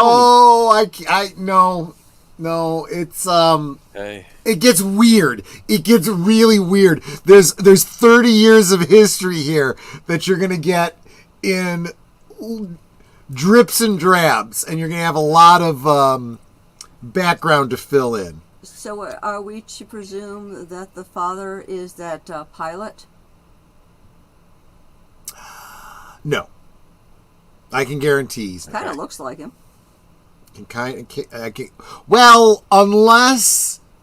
Oh, good point. I see where you're going with that. Okay, got to be careful. No spoilers. Hey. No spoilers. How's that spoiler if we don't know? I would. We do find out who his father is, and I do understand why you're guessing that, but there's a lot of tragedy involved here. I can't say anymore. I can't say anymore. Well, speaking. Yeah. Of, It's because I know you've seen this through before and you might not remember. I will share with you after the stream ends. Okay. hey, Who his father is. speaking of tragedy, though, I do want to thank you, Troy, for not including the scene of the kid getting hit by the truck in the intro for the stream. Oh well, yeah. Yeah, that's not Right? good. Sorry. I mean, yeah, no. Someone else, another channel might have done that, but we had the good taste to leave that just to the episode, and that's it. Yeah, Oh, no, did they? that was. Okay. I don't know, man. There's some problem characters on this show. Yeah. What's his defense going to be? Hey, listen, accident. You throw me in jail, is that going to bring the kid back? No, let me go. It's like, Yeah.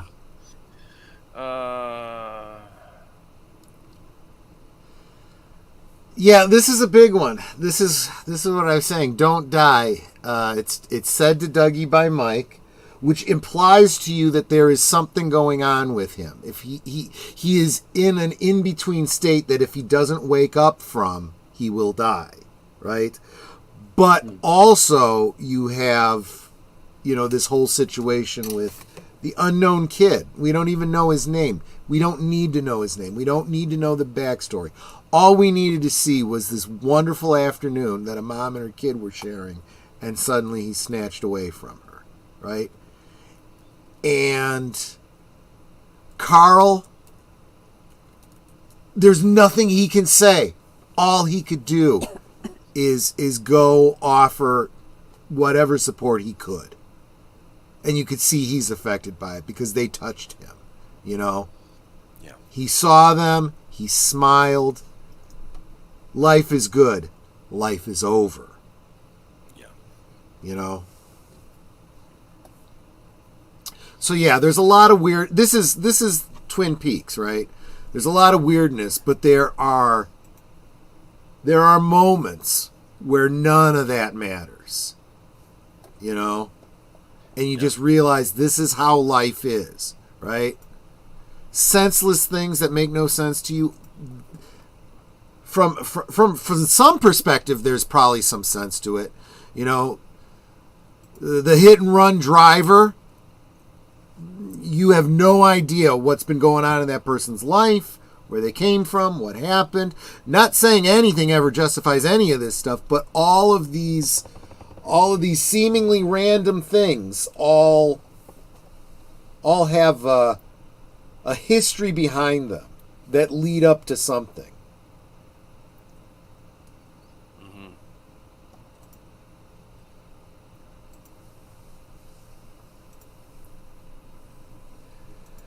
One thing I also wanted to point to, only because I know that there's going to be further development with it. So we're finding out more and more about Dougie Jones and his, history by inference. We're hearing a line here, a line there. We're finding out about his debt, his, what he did to end up in debt. He was seeing a professional, so to speak. Obviously, some dysfunction with his relationship in his marriage.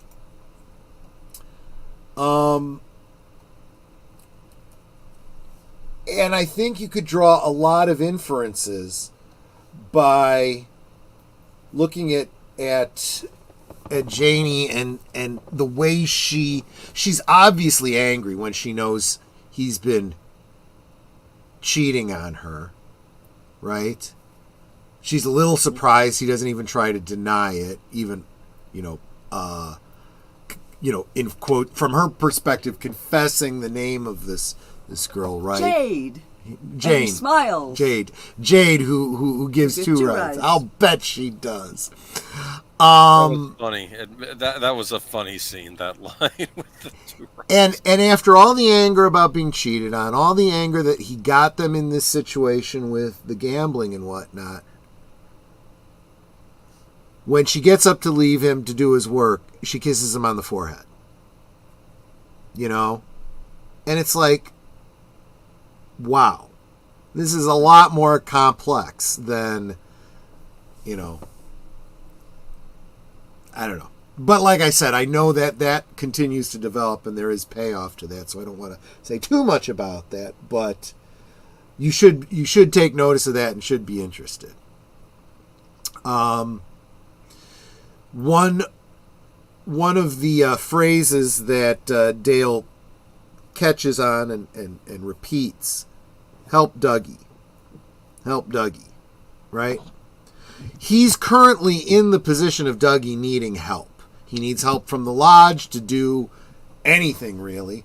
He needs help from the people around him to even be functional. Yeah. But also, he is helping Dougie. He is fixing the cracks in the lives that were left by the Dougie Tulpa, being here for however many years and then suddenly disappearing. So, Sonny Jim. Isn't that a great interaction between them? It's like it's a kid who needs his father, right? And he's probably getting more attention from the Dale element, than anything. He knows something's different, something's off, but something in a very good way from his perspective. Regular Dale would give him probably better attention than his own dad, right? Well, yeah, exactly. And I do want to point out, in reference to Sonny Jim, as well as Richard and anyone else where we know for certain who one of the parents is, we don't always know for certain who the other parent is. Just going to point that out too.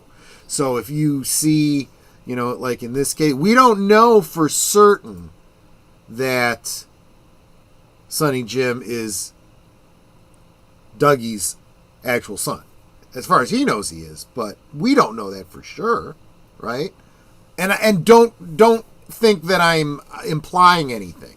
I don't know either. I'm just going to throw that out as a possibility.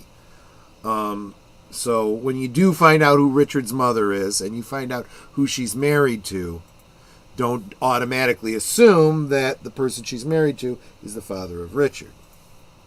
Right. I know what you're talking about. Yes. Yes, you do. But we can't say anything for poor deleted scenes here. It hurts so much because deleted scenes is going to do the same thing that I was just talking about earlier. Yes. When you find something out, and like the casting of who played Diane, you were surprised, but then you think about it and you're going, well, why the hell was I surprised? That should have been obvious, you know?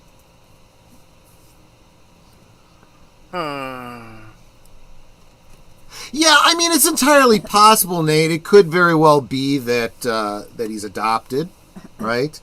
At this point in it, we don't know. It doesn't matter ultimately, right? I mean, until the some piece of information says otherwise, he's their kid, you know. And the only time it matters is if something comes up that says he was adopted, or yes, Dougie's really his stepfather, or whatever, you know. So that's a good point to remember too. And sometimes you do have to get a little meta with some of these stories, right? It's like if they didn't say it and they haven't given you a clue, then it probably doesn't matter. But then when a little clue is dropped, it probably matters, but we can't figure out what the hell it means. It's kind of how this goes. It's the fun of it, right? You know, weird in a good way is how you put it. And I agree. That's why this is so much fun. This is why I enjoy it so much. I hope that you guys will too. So what are you getting from the Balthasar Getty character? Which one's Balthasar Getty? He is the one who gave the drugs to Richard. I'll find out. Oh, him. Yeah. Yeah. So obviously he is kind of, I guess he's kind of filling the Leo role now. Yeah, hold on. Who does know. he play on Twin Peaks?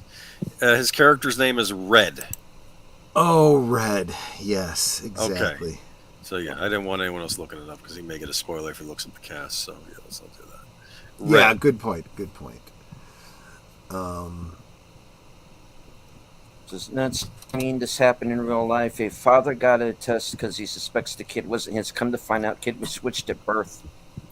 So neither were the parents. True story. Yeah, it's a little. I get what you're going for, Nate, but I think that's maybe a little too complicated.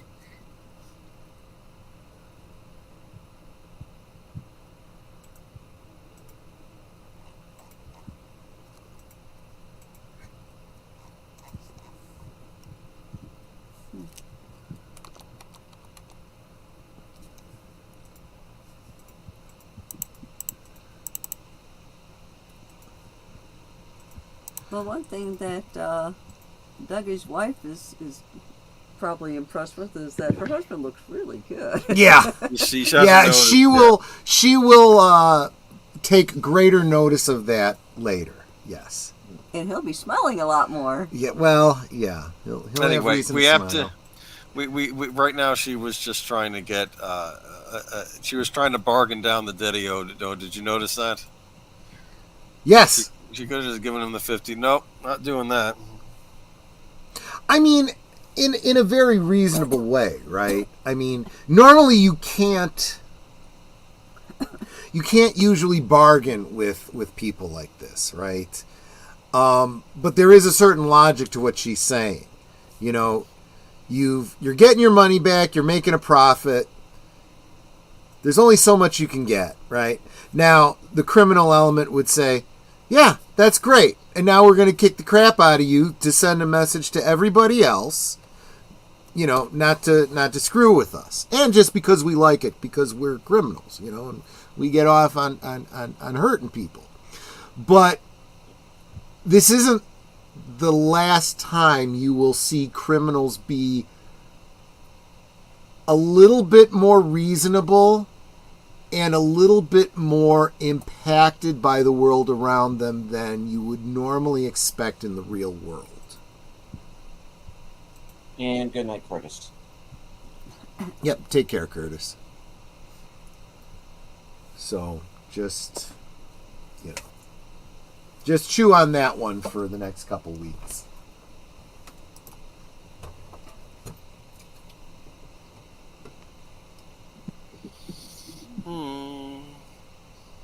And we got to see Diane. Yes. And For at least her reason, hair was white and not purple. For whatever reason, my memory of that episode that happened at the end of an episode. But when I'm watching it, no, that's like in the middle. For some reason I thought it happened at the end of an episode. No, I was wrong. Well, because you expect the dramatic reveal, right? Like that. But there's so much more happening, I will also say that the intent had been to reveal Diane, I believe, in Fire Walk With Me. And because of scheduling and whatnot, I don't know what she was working on at the time. She couldn't be in it. So, if I remember correctly, they do reference Diane as being off screen. Am I right? In Fire Walk With Me? Yes. So, like, she would have been there had Laura Dern been available. But she just wasn't. So this is our first reveal of her. Nate says, I always thought Diane would be older for some reason. Well, I mean, if you think about it, Kyle MacLachlan was too young to be playing the character originally, too. Right. So...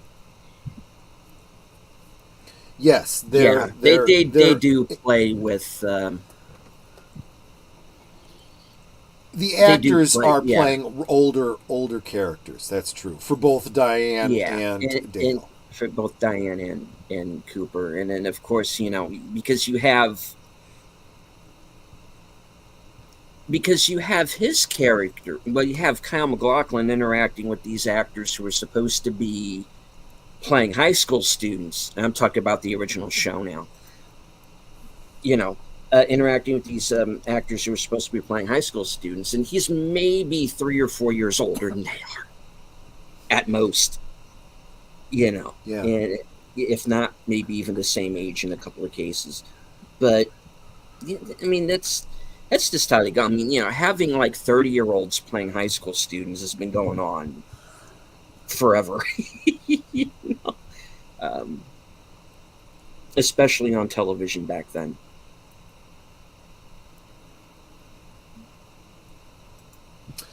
So we also have the introduction of a drug called Sparkle that we know is being trafficked through Red, right?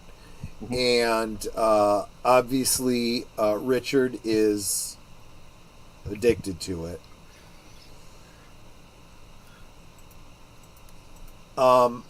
I don't know this for a fact, but my speculation is that what's her name? Shelley's daughter. Anyway. The Amanda Siegfried character. Amanda Siegfried. Right. Yeah. And that she and her boyfriend or husband or whatever are probably taking that same drug. They're also taking Sparkle. Yeah.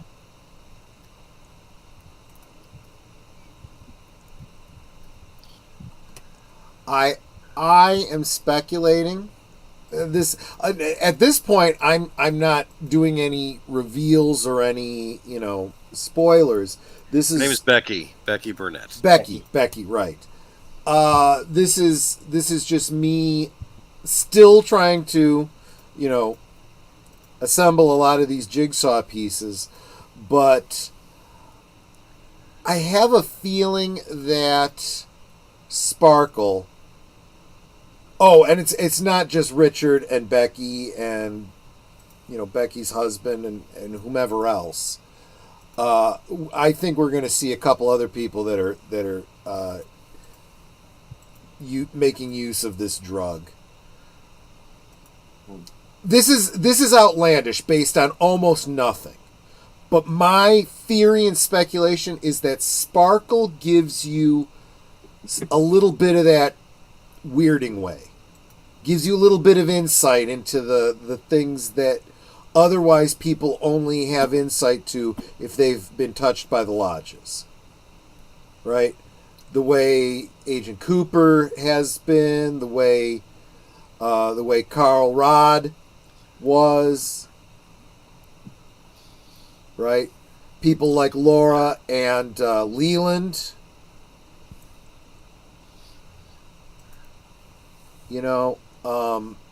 whereas I feel like Laura used, let's face it, real drugs, right? Like cocaine and so forth, and alcohol and whatever else she did to avoid what she was dealing with from the the torment she's getting from the supernatural realm. I think otherwise normies that are using this Sparkle are able to get some glimpses of the unnatural world, so to speak, and this could very well lead us into our discussion on Friday, when all of us on the panel will be talking about 2 more episodes of Outer Range, which has many, many similar and parallel themes to Twin Peaks. There's a weird dream sequence in one of those episodes. I'm not going to say anything more, okay? Oh, okay. Oh, you haven't watched it yet. And a drug that gives supernatural insight. So that might be why I'm drawing this kind of a connection. Okay. But the other thing, too, the clue that was in tonight's episode is the little trick that Red does with the coin, right? Mm-hmm. Let's be honest, folks. That is not a sleight of hand trick. That is not an illusion trick. That is screwing with the coding of the Matrix type trick. Which is why I kind of feel like Red might have some Sparkle-induced abilities related to the supernatural in this. Okay. Nate says Kyle MacLachlan was 30 when Twin Peaks started, and Laura Flynn Boyle was the youngest at 19. Oh. That somewhat complicates things, doesn't it? Okay. Interesting. That I did not know. Yeah. Yeah.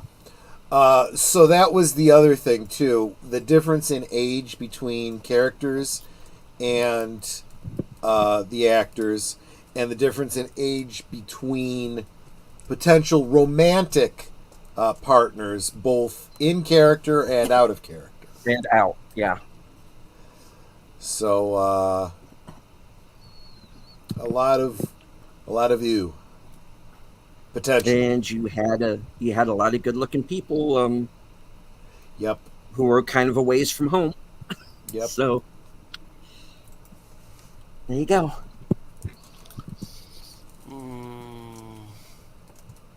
But yeah, I think JPRPH1 is keying into what I was talking about too. That Red might be using a little too much of his product, but I think he's used just enough to have. Whoop. Whoa. Sorry, pardon me. Excuse me. What the heck was that? Oh. Okay. I just knocked something over. It scared me. Okay, Scared you? I'm 5 feet away from her. I thought something was falling. But I'd forgotten that I printed something, so the drawer was out. But this is one weird show. You never know what's coming. That is part of the fun of it, Mark. I really think it is.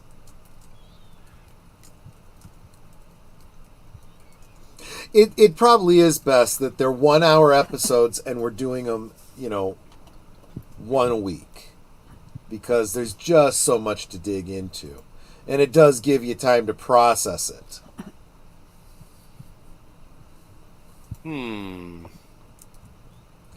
But I mean, unless you guys can prompt me onto another, squirrel chase, I think that's all I got. I think we've caught everything. Were there any weird animals this episode or anything like that? No. Not on screen. Yeah, not on screen anyway. Yeah, exactly. We had the school teacher and the fact that the pies have her name on it and all that.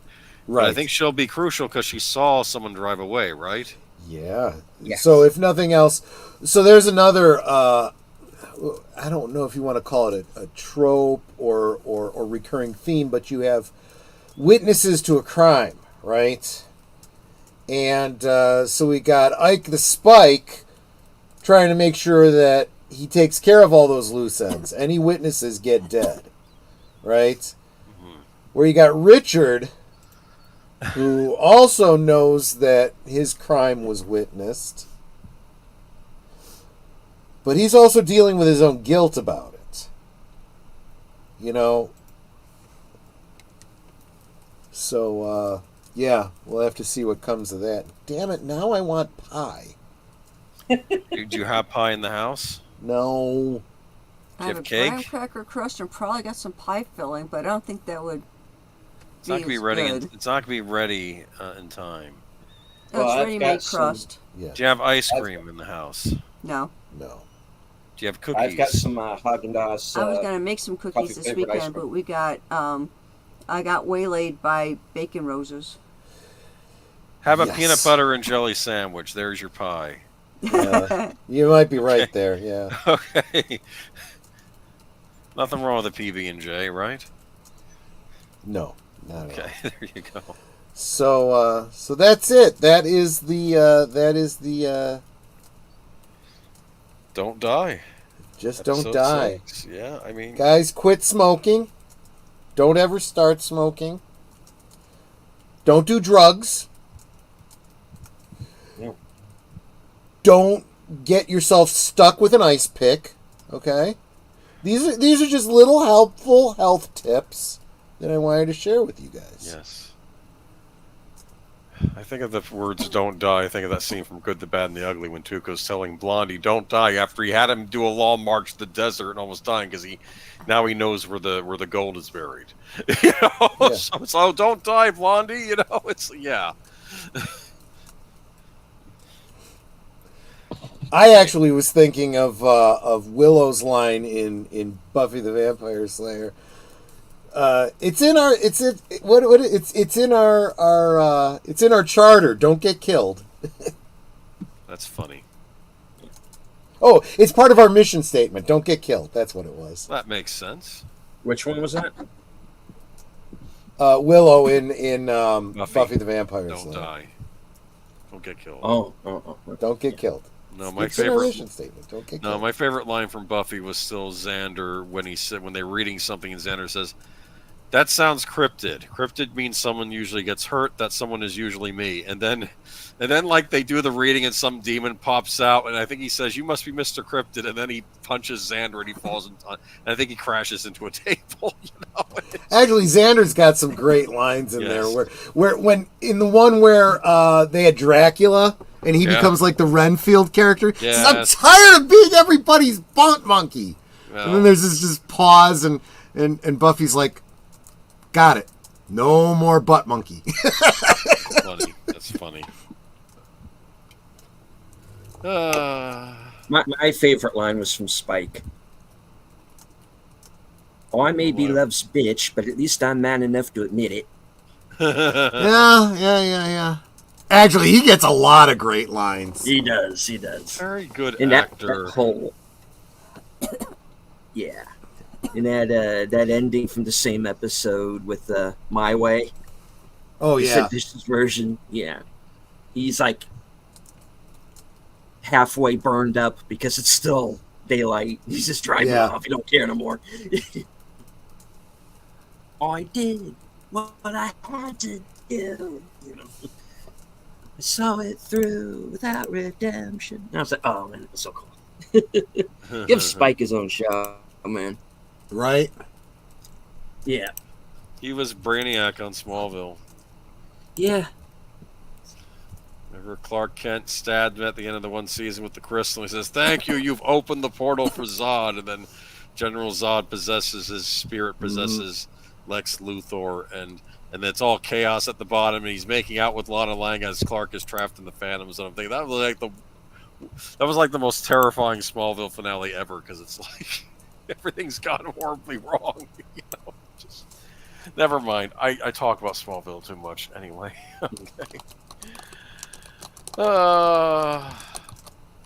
So hopefully we see more of Amanda Seyfried.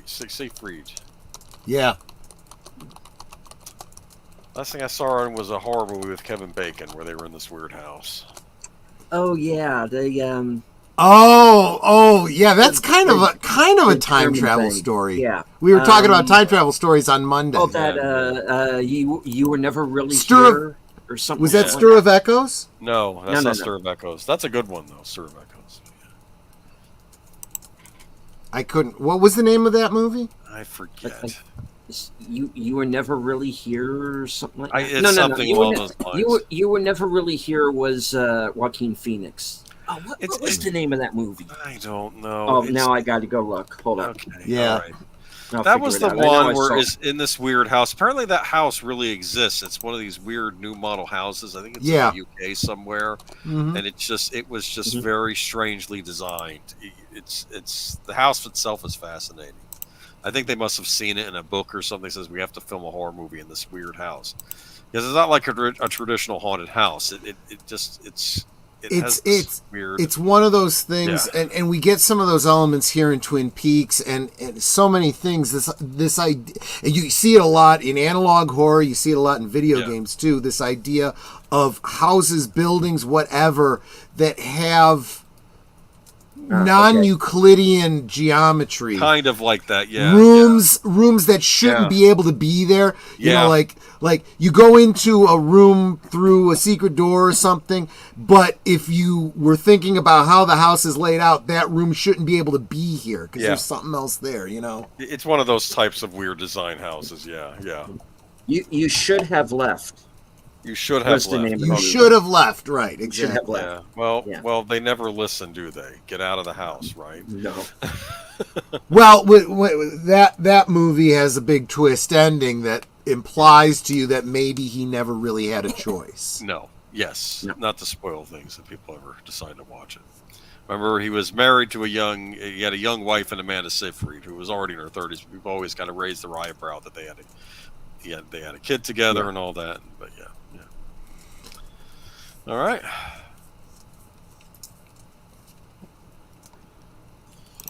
All right.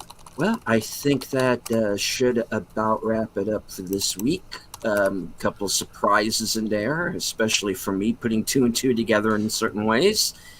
And wait, real quick, I did want to comment on Nate's comment about did you know that James Marsters, who played the Spike with a British accent, was so good when he met who played Giles? It was Anthony Stewart Head. And used the accent. He thought he really was English. Yeah, he was really good. He got a lot of compliments on that too. But it's just acting. Yes.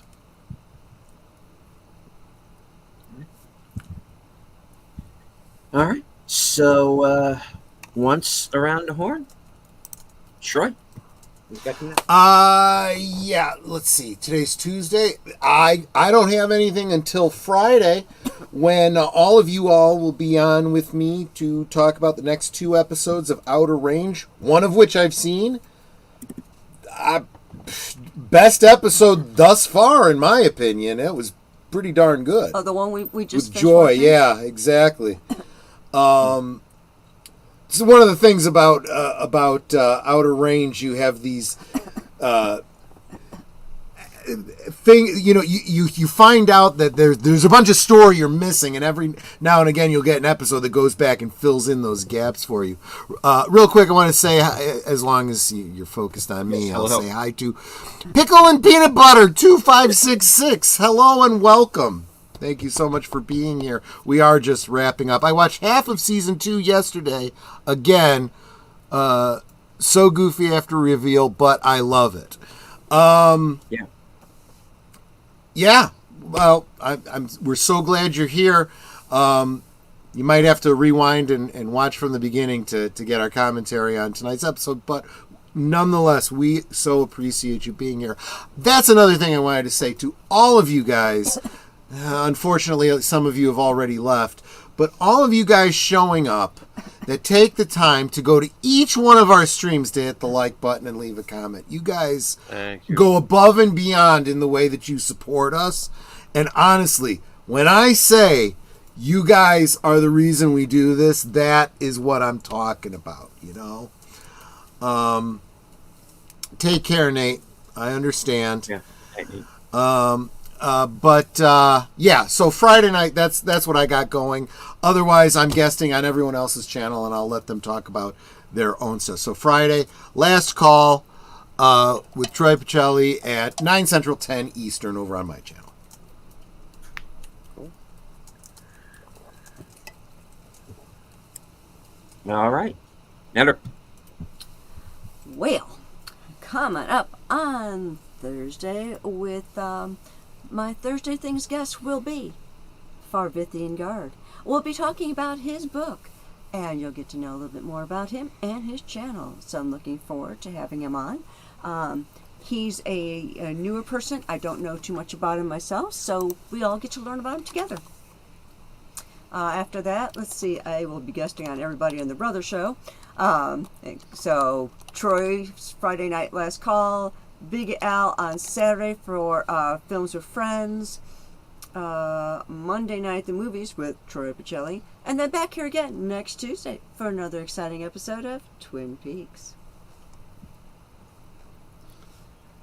Oh, and if you guys want a sneak peek into the future, next Thursday, my special guest is going to be Enigma Severus.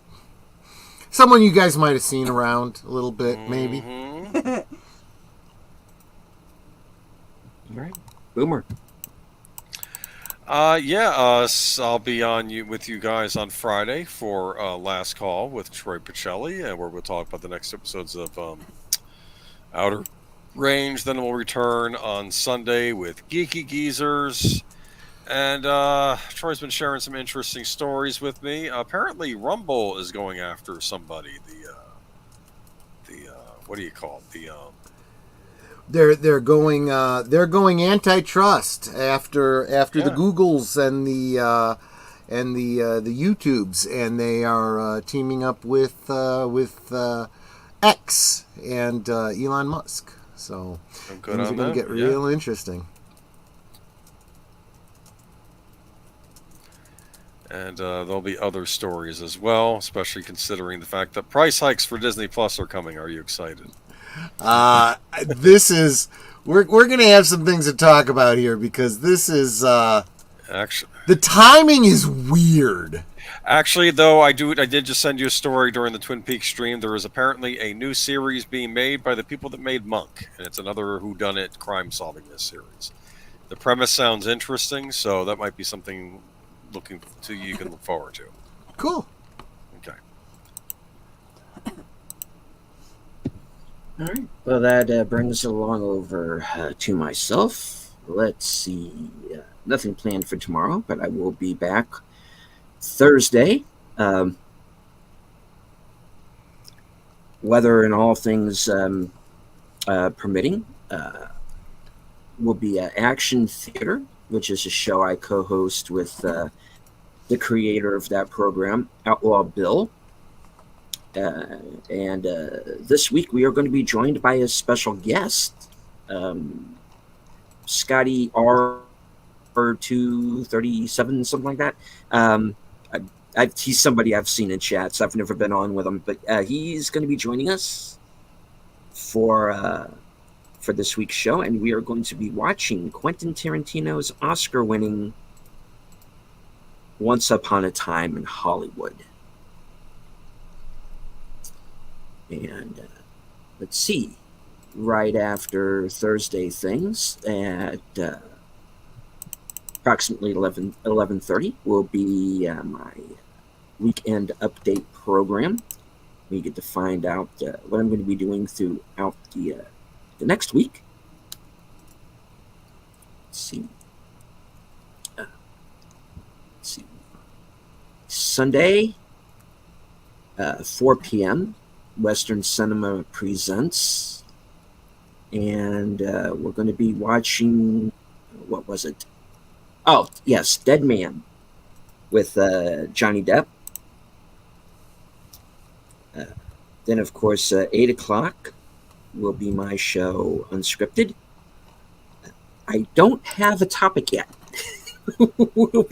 I better come up with one quick, though. Something will come up between then and now. I'm sure. And then, of course, Geeky Geezers right after that, 9 p.m. over on H. Boomer's channel. And then after that will be The Other Side of Midnight. Guests to be determined.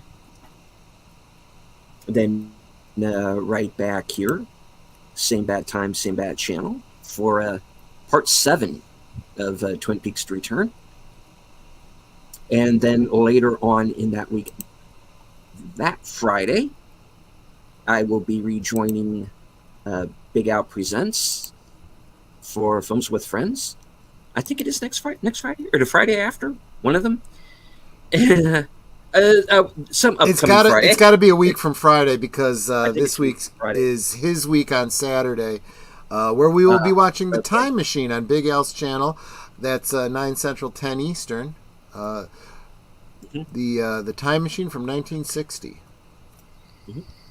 And I do know I will be rejoining him sometime very soon for Films with Friends, so stay tuned for that. And I might also be making an appearance on a certain Monday night show pretty soon as well, so stay tuned.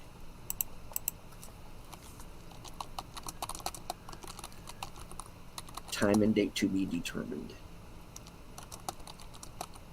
All right. Well, I would like to say thank you once again to everyone who followed along with us on Cosme and all of our live chats, and of course everyone who followed along on Twitter. I can't see you, but I know that you're there. So, folks, any last words before we wrap it up? Stay safe out there. Don't die. Don't die. And watch when you're crossing the street, even if you think it's clear. I guess. Yeah. Yeah. Heather. Yes, sir. Everybody, Sir, yes, sir. Yes, everybody. Well, y'all know that I always want everyone to make sure that they are sub to everyone on the panel as well as everyone in the chat. And if you think you're sub, please go back and double check you're still sub, because YouTube. And with that said, we can talk amongst ourselves, and that's all well, good, and fun. But it is so much more fun when you guys are joining us in the chat and you're dropping comments, questions, trivia, being goofy, whatever it may be. And it doesn't feel like we're separated by miles or continents in some cases. It feels like we're all hanging out in the same room, enjoying each other's company and having a great time. And you guys, you know, you're not just our friends. You are our family. We love you guys, and we appreciate you so very much. You can be anywhere right now, and you're here, and that means so much to all of us. It's so encouraging to see you in each of our streams. Not just encouraging us on the panel, but each other in the chat. I just love seeing each of you here, each of your faces, as it were. And just the way that you interact with each other is so great. So thank you for being here. Thank you for being a part of our family. And until next time, good night and God bless.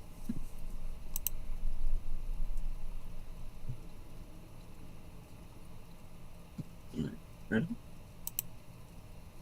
And once again, thank you all for watching.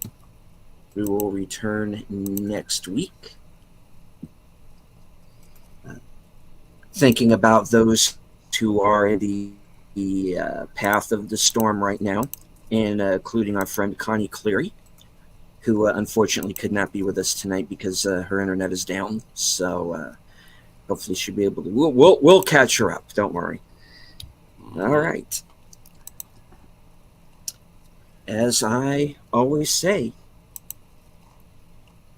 from HQ and all points north, south, east, west, and beyond. Good night. Take care. Stay strong. Be safe, because this is how we win. Please head on over to 32 Flavors of Nick Weiser. Toxic Tuesday returned tonight after their hiatus. The movie tonight is The Outlaw Josie Wales. So, live from Sparkwood and 21 Raid on Toxic Tuesday. The link is in all of the chats. It is pinned to the top of mine. So head on over there and say hello. Let Nick know we sent you.